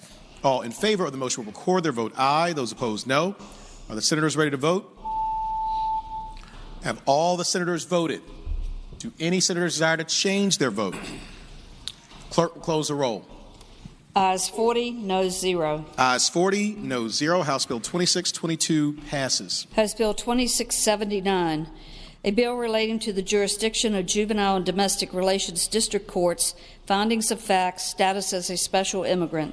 Reported for the Committee for Courts of Justice with a substitute. Senator from Rockingham, Senator Obenshain. Mr. President, I move that the substitute be agreed to. Thank the Senator. The question is, shall the committee substitute be agreed to? All in favor of the motion will say aye. Those opposed, no. The ayes have it. The committee substitute is agreed to. Senator from Rockingham, Senator Obenshain. Mr. President, I move that the bill pass. This substitute conforms the bill to Senate Bill 1758 that had been carried by the senator from Eastern Fairfax. And we've got a couple of situations where federal law requires a state court to make a ruling in order to qualify a child for certain benefits. And what this delegate was trying to get at was to get a ruling that would grant special immigrant status to children. And these are children who are victims of neglect, abandonment, or abuse. And a Court of Appeals decision, my recollection is, had decided that Virginia courts did not have jurisdiction to make those rulings. We've looked at this for a couple of years. It is something that is necessary in order to protect these kids. It's not conferring any special benefits on them, but it allows our courts to do what the federal government has said we need to know in order to provide some protection to these children. We conform this to Senator Servell's bill. My expectation is that the bills will wind up in conference and we'll find a way to resolve the differences. They're doing the same thing, just with different approaches. Thank the Senator. Do any other senators wish to be heard on House Bill 2679? Seeing none, the question is, shall House Bill 2679 pass? All in favor of the motion will record their vote aye. Those opposed, no. Are the senators ready to vote? Have all the senators voted? Do any senators desire to change their vote? The clerk will close the roll. Ayes 39, noes 1. Ayes 39, noes 1. House Bill 2679 passes. House Bill 2721, a bill relating to employment of school security officers, law enforcement officers previously employed by the United States or any state or political subdivisions thereof, carrying a firearm in performance of duties. Reported from the Committee on Education and Health with a substitute. Senator from Bedford, Senator Newman. Mr. President, I move that the committee substitute be adopted. Thank the Senator. The question is, shall the committee substitute be adopted? All in favor of the motion will say aye. Aye. Those opposed, no. The ayes have it. The committee substitute is adopted. Senator from Bedford, Senator Newman. Mr. President, I move that the bill pass. Speaking of that motion. Senator has the floor. Mr. President, this bill, as amended, does two things. One, it allows those formerly of the FBI or U.S. Marshals, so long as those individuals were actively involved in law enforcement type duties as defined in 9.1, to become school security officers. Next, Mr. President, as a result of the substitute, we have indicated that all of these school security officers have to have the training that is outlined on line 183 through 186. I hope we would pass the bill. Thank the Senator. Do any other senators wish to be heard on House Bill 2721? Seeing none, the question is, shall House Bill 2721 pass? All in favor of the motion will record their vote aye. Those opposed, no. Are the senators ready to vote? Have all the senators voted? Do any senators desire to change their vote? Clerk will close the roll. Ayes 39, noes 1. Ayes 39, noes 1. House Bill 2721 passes. Senator from James City County, Senator Norman. Thank you, Mr. President. I thought I would interrupt the flow just before we go into the next part of the calendar. I did look at the hour, and it's 3:40, and I would remind all the members of the Senate of the bullet that is on the front page of today's calendar. All joint commending and memorial resolutions must be filed by 5 p.m. So if, in fact, you have not filed those, you may want to contact your office and see that they are turned in by 5.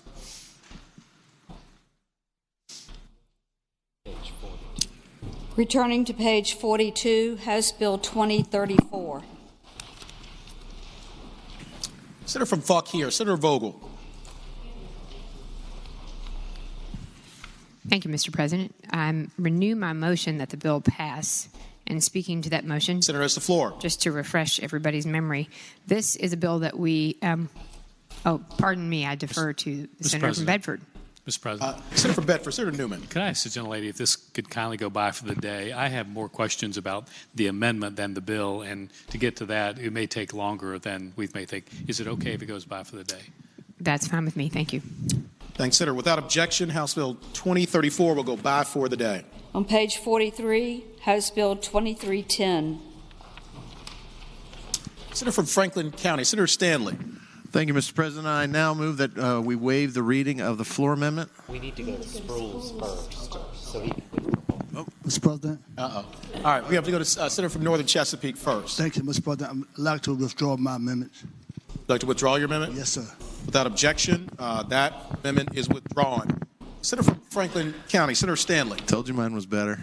I told you. All right, now I'd like to waive the reading of my floor amendment to House Bill 2310. Thank the Senator. The question is, shall the reading of the floor amendment be waived? All in favor of waiving the reading will say aye. Those opposed, no. The ayes have it.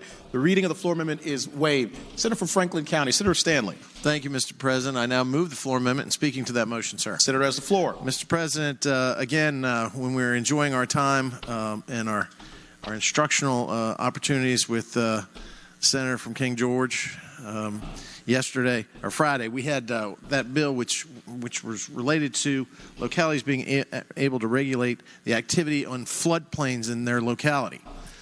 One of the issues that even I had a problem with, and I know the senator from King George had the problem as well, was that the bill stated that the application of that ability to regulate the land could be applied prospectively, moving forward, and also retroactively. And the consideration was that retroactivity could mean that if you had built a structure on a floodplain that was okay with the old regulations, and that if new regulations were then changed later after you had been approved, and then the locality could say you got to take that building off of the floodplain, that basically it was now acting retroactively to something that was once approved. And certainly that gave me concern, and it gave, I know, the senator from King Richard, from King George. He loves that. Maybe we can rename the county someday for him. But anyway, what we're trying to do is to make sure that this law, like every law we really try to effect here, is applied prospectively and not ex post facto concerns in terms of retroactivity. So this amendment basically strikes the word, wait for it, retroactive. And I now move the floor amendment. Thank the senator. Do any other senators wish to be heard on this floor amendment? Seeing none, the question is, shall the floor amendment be adopted? All in favor of the motion will say aye. Aye. Those opposed, no. The ayes have it. The floor amendment is adopted. Senator from King George, Senator Stewart. Mr. President, with apologies to the gentleman, could this go by for one day? Oh, you're killing me. Any objection? What am I going to do? Without objection, House Bill 2310 will go by for the day. Thank you, King Richard. Page 51, uncontested calendar House bills on second reading. Senator from James City County, Senator Norman. Thank you, Mr. President. Good evening. I respectfully move that all the House bills on the second reading on both the uncontested and regular calendar, which would include all House bills on pages 51 through 57, including House Bill 1627 through House Bill 2749, that the rules of the Senate be suspended and that the second constitutional reading of the titles be dispensed with. Thank the senator. The question is, shall the rules be suspended and the second reading of the titles of House bills on the uncontested and regular calendars, pages 51 through 57, House Bill 1627 through House Bill 2749, be dispensed with? All in favor of the motion will record their vote aye. Those opposed, no. Are the senators ready to vote? Have all the senators voted? Do any senators desire to change their vote? Clerk will close the roll. Ayes 39, no 0. Ayes 39, no 0. The reading of the titles is dispensed with. Senator from James City County, Senator Norman. Mr. President, I would now move that all the bills be passed by for the day, sir. Thank the senator. The question is, shall the House bills on the uncontested and regular calendars now on third reading be passed by for the day? All in favor of the motion will say aye. Those opposed, no. The ayes have it. The bills will go by for the day. Uncontested calendar Senate bill on first reading. Senate Bill 1789, a bill to designate the bridge on Interstate 81 in Smith County over Whitetop Road, the Trooper Lucas B. Dowell Bridge. Regular calendar, Senate bill on first reading. Senate Bill 1788, a bill to amend the Code of Virginia by adding in Title 15.2 a chapter numbered 59.2, consisting of sections numbered 15.2-5928 through 15.2-5934, relating to the City of Virginia Beach sports or entertainment project. Senator from James City County, Senator Norman. Thank you, Mr. President. I respectfully move to strike Senate Bill 1788 from the calendar. Thank the senator. The question is, shall Senate Bill 1788 be stricken from the calendar? All in favor of the motion will record their vote aye. Those opposed, no. Are the senators ready to vote? Have all the senators voted? Do any senators desire to change their vote? Clerk will close the roll. Ayes 40, no 0. Ayes 40, no 0. Senate Bill 1788 is stricken from the calendar. Uncontested calendar, House Joint Resolution on third reading. House Joint Resolution 676, proposing an amendment to Section 6 of Article 10 of the Constitution of Virginia relating to personal property tax exemption, motor vehicle owned by a disabled veteran. Reported from the Committee on Privileges and Elections with a substitute. Senator from Fauquier, Senator Vogel. Thank you, Mr. President. I move that the committee substitute be adopted. Thank the senator. The question is, shall the committee substitute be adopted? All in favor of the motion will say aye. Those opposed, no. The ayes have it. The committee substitute is adopted. Senator from Fauquier, Senator Vogel. Oh, sorry. Thank you, Mr. President. I'll go ahead and take that. I would ask Pennsylvania, Senator Reeves. House Joint Resolution 676 be agreed to. Ladies and gentlemen of the body, this is similar or the same posture as Senate Joint Resolution 278 that passed out of the chamber 38-0 that would allow one motor vehicle the opportunity to have a tax break for a 100% disabled veteran. I ask the bill pass. Thank the senator. Do any other senators wish to be heard on House Joint Resolution 676? Seeing none, the question is, shall the Senate agree to House Joint Resolution 676? All in favor of the motion will record their vote aye. Those opposed, no. Are the senators ready to vote?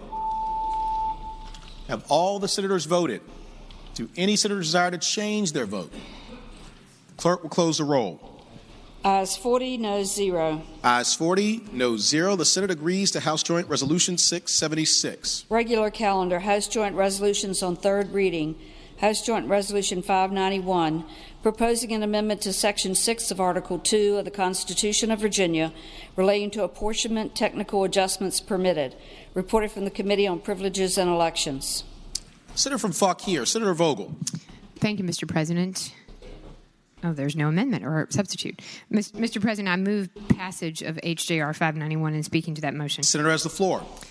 Thank you, Mr. President. This is the technical adjustments bill that was introduced by Delegate Cole. And what the bill seeks to do is add language into the Constitution that says that those adjustments can be made. Arguably, many of us believe that the Constitution would already allow for that, but this would simply clarify that in the Constitution so that for our localities' ever-present requests that we correct this for them, we can now correct it. Thank you, Mr. President. Thank the Senator. For what purpose does the Senator from Fairfax City, Senator Peterson, rise? Gentlelady, yield for a question. Will Senator yield? I yield. Senator Yield, you have the floor. And I apologize for being a little bit obtuse, but this has nothing to do with redistricting reform. This has to do with being able to change districts or make technical adjustments outside of the ordinary sequence. Is that correct? Senator has the floor. So, Mr. President, to respond to his question, what this does is after a redistricting has occurred, it is always the case that our localities come back to us and ask for us to correct issues related to split precincts, make tiny technical adjustments. It has recently become the position of some that we are not allowed to do that when it is no longer the redistricting year. So what this would do, and it draws it very, very narrowly, it doesn't allow it to be broad, it doesn't allow it to be redistricting, it simply speaks only to those tiny technical adjustments, and it would add that into the Constitution so that we could then do that for our localities. Further question, Mr. President. Senator Yield? Senator Yield for further question? Oh, yes, I yield. Senator Yield, you have the floor. My daughters think I'm a very traditional guy, but shouldn't the Constitution be based on broad principles and not technical adjustments? Senator has the floor. Mr. President, absolutely. And as a very, very intelligent person said in describing what this bill does, all it does is allow us to do what the Constitution already says we can do, which speaks in very broad statements about redistricting. But because we have a problem in doing what some of us believe we already could do, the request has been made that we do something. And this is the only something that I believe some members believe that they could do. So, yes, I would agree with the gentleman that this is a bit narrow. But if it's the only solution that we have and it's costing our localities a lot of money to address this issue locally when we could make those technical adjustments here very simply and resolve that for them. And members of this body on both sides of the aisle have brought those technical adjustment bills in the past, and this would solve that for all of us. Senator, further question? Final further question. Senator Yields. I yield. Senator Yields. I'd ask the gentlelady, isn't the job of interpreting our Constitution not this body, but that body that's in that blocky building on the other side of Capitol Square? Isn't that their job? Senator has the floor. Mr. President, I would say yes, and I would say it was the custom of this body to make those technical adjustments every year, and therefore this was never an issue. And no other body has said it's an issue, but because the legislature has in the past failed to pass those, using their own discretion to decide that it was not appropriate, the legislature has now come back with an alternative solution. Final, and I promise final further question. He is not telling the truth, Mr. President. I believe he said final question 2 times. This is the final. Yeah. Maybe it is, maybe it's not. But go ahead. I would say, if you passed a bill through this body and you had a governor who was of like mind, couldn't you not already pass legislation that would make technical adjustments, and then that could be challenged to the Supreme Court if someone was aggrieved by it? In other words, don't we already have a process for dealing with this so we don't have to write it into the Constitution? So, Mr. President, I would answer the gentleman by saying we have a process. You could put that legislation in. We have put that legislation in year after year, and that legislation has failed. And the rationale for the legislation failing has been that the Constitution doesn't allow it. So I think the only resort that our localities have is to say, hey, if that's the problem, then why don't you guys do something, ergo here in the Constitution, so that you can correct it? Because it really comes down to the only practical solution right now that I believe the patron and perhaps others have suggested. It is a real problem for our localities, and I don't want to get into a debate about something that isn't immediately before us because that's another bill. That's the technical adjustment bill. But for our localities, if you looked at the numbers when they come to us every year with these bills and they talk about what it costs, it's a big deal. So I think that was a patron's intent. Speak to the bill at the appropriate time. That would be now. Thank you, Mr. President. I think it is beyond the appropriate time. Thank you, Mr. President. Thank the Senator. Senator has the floor. First of all, ladies and gentlemen, I want to thank the gentlelady for her patience, and she's much more erudite on these matters than I am. But I will say I know a little bit about legislation, and my understanding is somebody can bring a bill on this already. It can pass through both bodies, and you can take it up to the third floor where the man or woman that's seated as governor can then sign it into law. That can happen now. And if somebody feels aggrieved by it, they can file a petition in the circuit court, and it can go to that big building across the street called the Supreme Court, and they can argue that up. So we have a process in place right now to deal with this. I have this sort of old-fashioned view of Constitution that is not every single social problem or every single legislative problem has to be reflected in the Constitution. Okay? The Constitution should state broad principles about what we believe in as Virginians and how we govern ourselves as Virginians. Technical adjustments to voting districts is not one of those. Redistricting reform and how we select legislative districts, yeah, that should be in the Constitution. That's a constitutional issue. But how we decide that Holland Hill Precinct or, Ravensworth Precinct or Fairfax City number 3, and that should not be in the Constitution, okay? We got better things to do. So, sometimes we just over-legislate this Constitution. And by the way, when you're standing in line for an hour waiting to vote a couple years from now, remember this speech because we didn't have to be there. Thank you. Thank the Senator. Do any other senators wish to be heard on House Joint Resolution 591? Seeing none, the question is, shall the Senate agree to House Joint Resolution 591? All in favor of the motion will record their vote aye. Those opposed, no. Are the senators ready to vote? Have all the senators voted? Do any senators desire to change their vote? The clerk will close the roll. Ayes 21, noes 19. Ayes 21, noes 19. The Senate agrees to House Joint Resolution 591. House Joint Resolution 615, proposing an amendment to Section 6 of Article 2 of the Constitution of Virginia and proposing amendments to the Constitution of Virginia by adding in Article 2 sections numbers 6-A and 6-B relating to apportionment, state and local independent redistricting commissions criteria. Reported from the Committee on Privileges and Elections with a substitute. Senator from Fauquier, Senator Vogel. Thank you, Mr. President. I move the committee substitute. Thank the Senator. The question is, shall the committee substitute be agreed to? All in favor of the motion will say aye. Those opposed, no. The ayes have it. The committee substitute is agreed to. Senator from Fauquier, Senator Vogel. Thank you, Mr. President. HJR 615 is the Redistricting Reform Commission legislation that passed out of this legislative body, out of the Senate, laid on top of the House version. So it is exactly the version that you have already voted for. And with that, I would ask that the body please pass the resolution.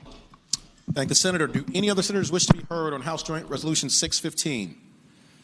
Seeing none, the question is, shall the Senate agree to House Joint Resolution 615? All in favor of the motion will record their vote aye. Those opposed, no. Are the senators ready to vote? Have all the senators voted? Do any senators desire to change their vote? The clerk close the roll. Ayes 40, noes 0. Ayes 40, noes 0. The Senate agrees to House Joint Resolution 615. Memorial resolutions. From James City County, Senator Norman. Thank you, Mr. President. I would now move all of the memorial resolutions on pages 59 through 62, which includes House Joint Resolution 596 through Senate Resolution 128, be agreed to in the block in the usual manner, waiving the reading of the resolution. Any senator who desires to remove a memorial resolution from the block should please do so after the clerk has read the title of that resolution. Thank the Senator. question is, shall the memorial resolutions on pages 59 through 62, House Joint Resolution 596 through Senate Resolution 128, be considered in the block in the usual manner, waiving the reading of the resolutions thereof, with the understanding that any senator desiring a resolution be removed from the block will do so after the clerk has read the title of the resolution. All in favor of the motion will say aye. Those opposed, no. The ayes have it. The motion is agreed to. The resolutions are before us in the block. Clerk will read the titles of the memorial resolutions. House Joint Resolution 596, celebrating the life of Troy Everett Strickland. House Joint Resolution 696, celebrating the life of William Brinker Inskeep. House Joint Resolution 701, celebrating the life of Captain Alvin Dion Branch, United States Navy, retired. HJR 706, celebrating the life of James Robert Bushong. House Joint Resolution 741, celebrating the life of Franklin E. Langhorne. House Joint Resolution 744, celebrating the life of Hugh Rose Brown. House Joint Resolution 767, celebrating the life of Elizabeth Carter Lineweaver. House Joint Resolution 768, celebrating the life of Alvin W. Anderson, Sr.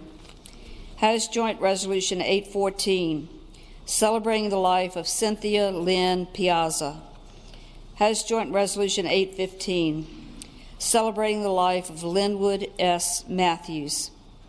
House Joint Resolution 818, celebrating the life of Frank C. Carlucci III. House Joint Resolution 831, celebrating the life of Andrew Dalton Elder, Sr. Senate Joint Resolution 394, celebrating the life of Anthony Robert Weitzel.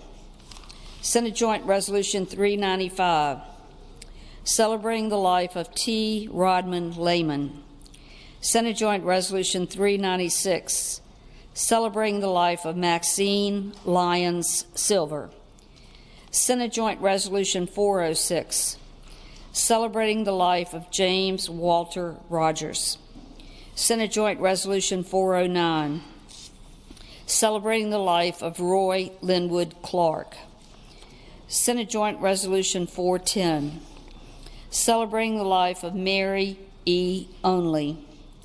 Senate Joint Resolution 411, celebrating the life of Tony Robinson Washington, Jr. Senate Joint Resolution 412, celebrating the life of Kevin Glenn Wade. Senate Joint Resolution 416, celebrating the life of Cynthia Grimm Dellinger. Senate Joint Resolution 420, celebrating the life of Cynthia Lynn Piazza. Senate Joint Resolution 421, celebrating the life of Thomas Pierce Power. Senate Joint Resolution 422, celebrating the life of Leonard Lewis Dreyfus. Senate Joint Resolution 423, celebrating the life of Lloyd Thomas Smith, Jr. Senate Resolution 118, celebrating the life of Captain Andrew Patrick Ross, United States Army. Senate Resolution 126, celebrating the life of Major Robert S. Gooch IV, United States Army. Senate Resolution 128, celebrating the life of the Honorable Robert Elson Russell, Sr. Mr. President. Senator from Chesterfield, Senator Chase. Can SR 128 come out of the block, please? Without objection, SR 128 is removed from the block. The resolutions will be agreed to in the usual manner. All those in favor of agreeing to the memorial resolutions will please rise.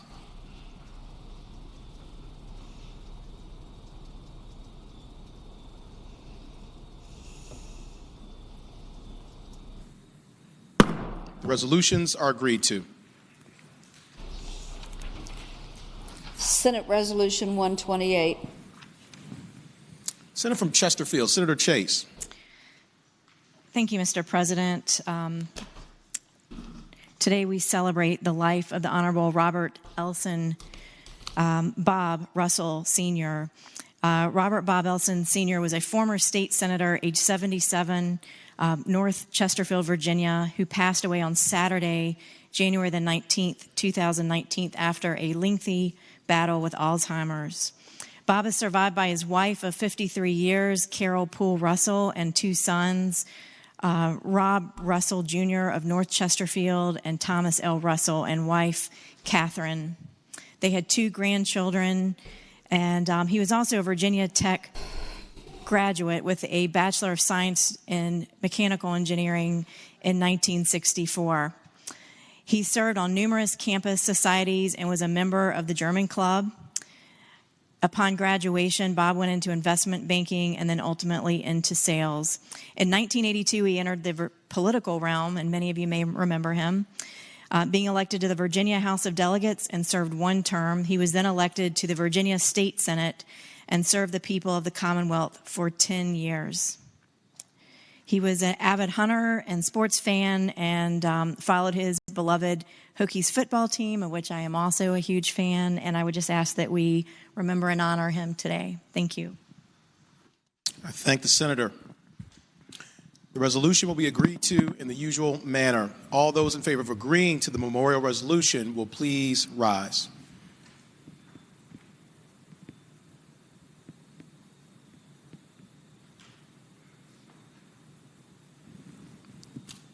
The resolution is agreed to. Commending resolutions. Senator from James City County, Senator Norman.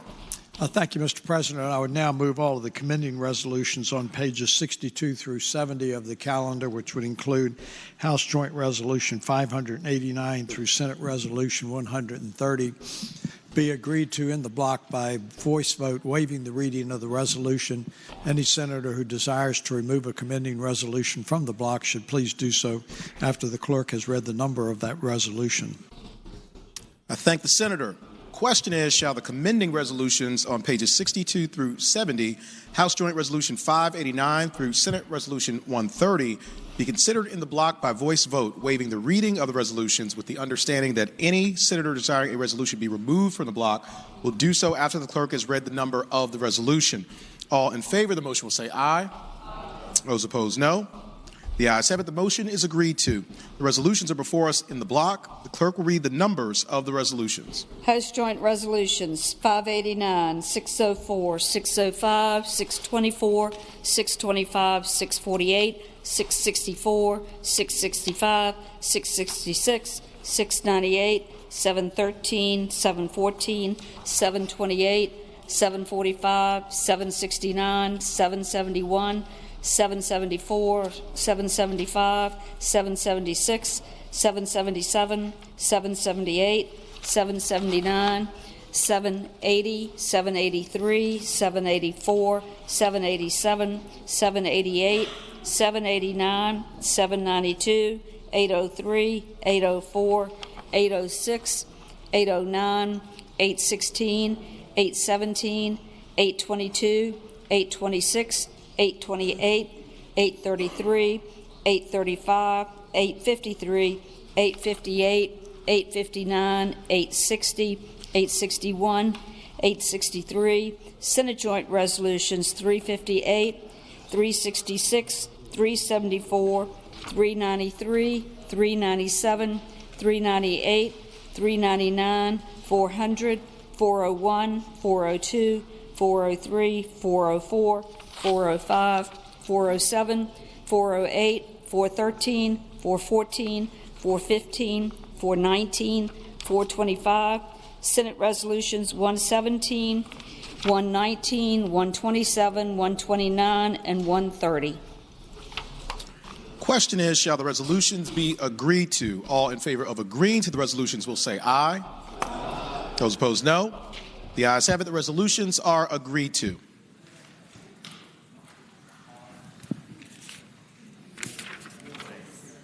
Senior Senator from Virginia Beach, Senator Wagner.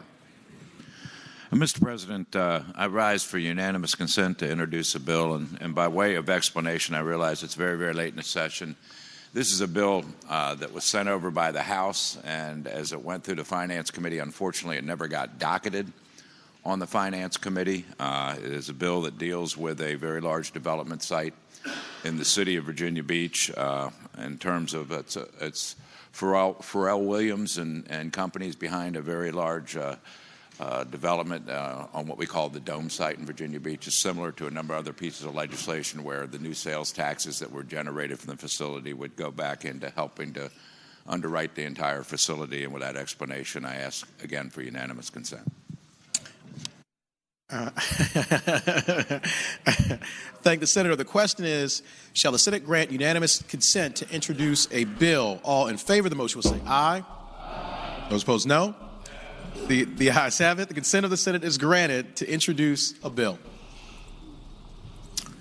Senator from James City County, Senator Norman.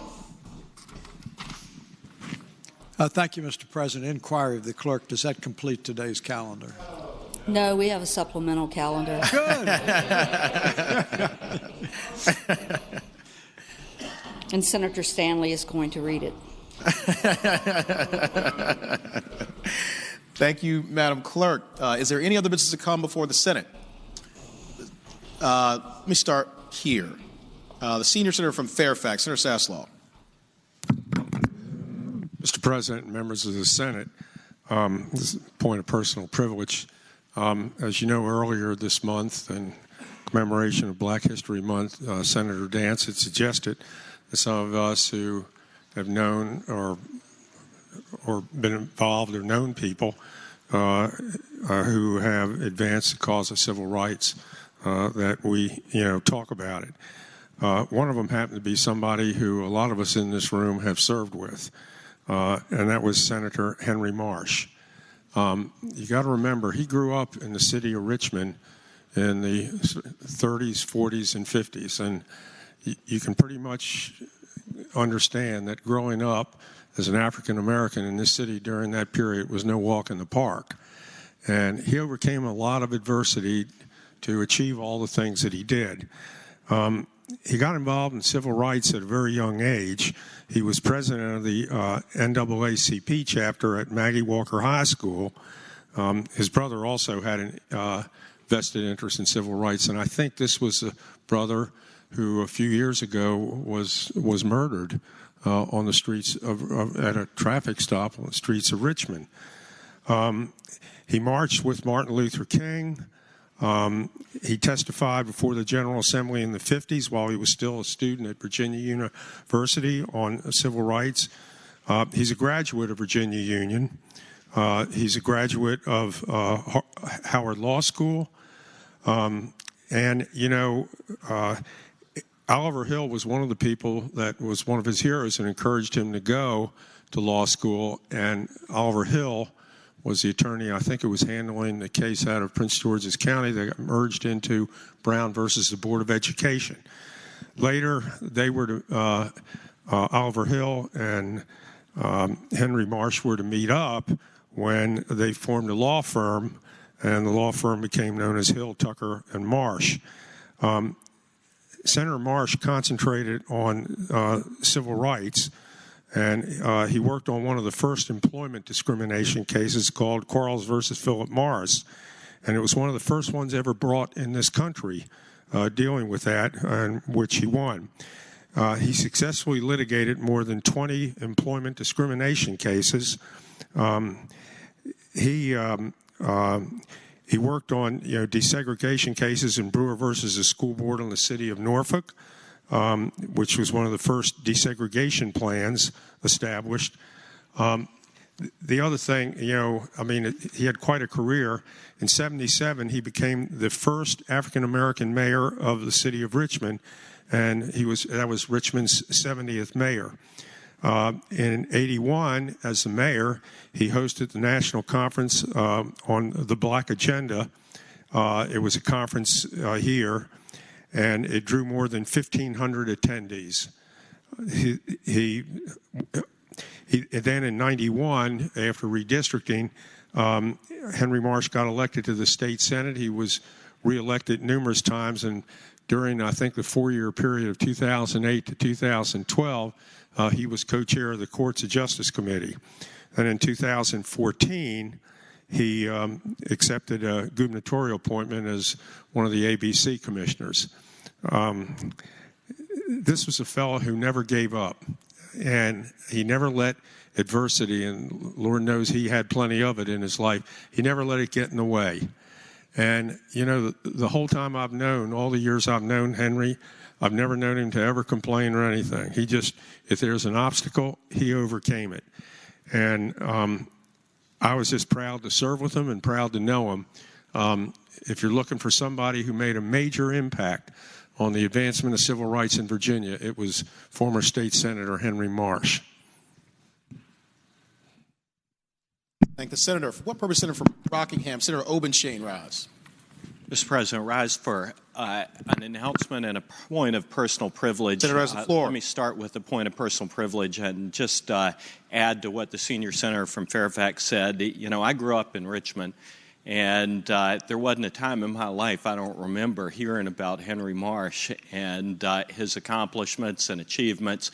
I remember well him becoming mayor of the city of Richmond, and when I was elected to the Senate back in 2004, it was really a real privilege for me to get to know somebody who was an icon in so many respects. We didn't agree on many issues, but I certainly learned a lot from Henry Marsh. Have nothing but admiration and respect for him, and it was just a great honor to get to know him, to serve in the same body, and to learn a little bit more about what I'd heard about for my entire life. So I thank the senior senator from Fairfax for mentioning that. And I just would be remiss if I didn't mention his overlap with one of my constituents once in the Courts of Justice Committee.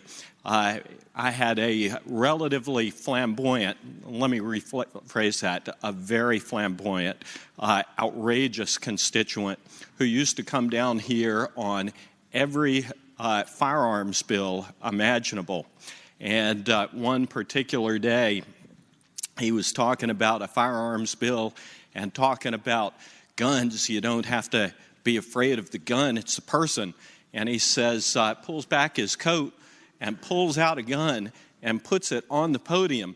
And Henry Marsh, chairing the Courts of Justice Committee, says, yes, no, how you want me to vote?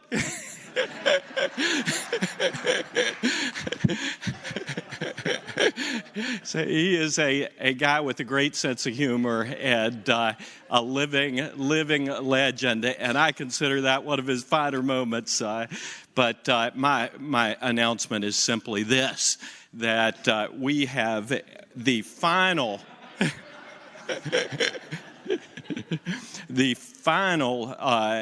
judicial interviews today in House Room 3 as soon as courts members can get down there. I think we have 3 judicial candidates to backfill in a couple of spots. Thank the senator. Senior senator from Virginia Beach, Senator Wagner rise. Very briefly, and a very brief point of personal privilege, followed by an announcement also. Senator has the floor. I just share my Henry Marsh story. We had the opportunity to go to Turkey together, along with a little bit larger group. And for those that haven't been, there's a place called Cappadocia, which has an intricate network of underground dirt caves. And Henry and I were going down there, and I don't do comfortable in caves. Apparently, Henry doesn't either. So when you talk about adversity, we got down, and the guide was saying, okay, we're going to drop 2 or 3 more floors down to look at something else. And Henry and I looked at each other and decided, let's go get a beer. And we exited the cave. So there is adversity, and Henry and I agreed that there's no reason to challenge that any longer. We have a Courts of Justice, a Commerce and Labor meeting 15 minutes after adjournment. If we could get there on time, we just have 6 bills. I can get you out of there relatively quickly, and if we can get a quorum. We waited about 20 minutes last time for a quorum. So if you could please get there quickly, I promise to get you out quickly. Thank the senator. For what purpose, Senator from Chesterfield, Senator Chase rise. Thank you, Mr. President. I rise for an announcement. Senator has the floor. Thank you, Mr. President. First of all, I want to thank those of you who signed the letter that the Transparency Caucus put out last year requesting that in the House of Delegates and the Senate that our committee meetings would be recorded and archived. We put together a letter this year asking that our subcommittees also be recorded and archived, and I have a letter over here that I would ask you all that are interested in showing support to sign. A special thanks to Madam Clerk for working behind the scenes to make that happen last year. So I have that available and ready for those that would like to sign. Thank you. Thank the Senator. For what purpose, Senator from King George? Senator Stewart, rise. For an announcement, Mr. President. Senator has the floor. Mr. President, we need to have a very quick agriculture meeting at my desk right after I believe the chairman of finance are agreeable to having a quick meeting. There was a bill that was rolled into another bill in agriculture and then re-referred to Senate Finance. We just need to unwind that real quick and get that bill back out. Thank the Senator. Do any other senators wish to be recognized? Seeing none, the clerk will report any announcements on the desk. Today, Monday, February 18th, the Committee on Finance will meet immediately upon adjournment at the chair's desk. Finance, chair's desk immediately upon adjournment. The Committee on Agriculture, Conservation, and Natural Resources will meet immediately upon adjournment of Finance at the chair's desk. Agriculture immediately upon adjournment of Finance at the chair's desk. The Committee for Courts of Justice and the House Judicial Panel will meet in House Room 3 immediately upon adjournment for judicial interviews. The Committee on Commerce and Labor will meet 15 minutes after adjournment in Senate Room A in the Pocahontas Building. The Committee on General Laws and Technology will meet 45 minutes, at 4:30 in Senate Room 3 in the Capitol. The Committee on Finance will meet immediately upon adjournment of the Committee on Commerce and Labor in Senate Room A in the Pocahontas Building. Tomorrow, Tuesday, February 19th, the Republican caucus will meet 1/2 hour before session in Senate Room 2 in the Capitol, and the Democratic caucus will meet 1/2 hour before session in Senate Room 1. And I hope you have your running shoes on.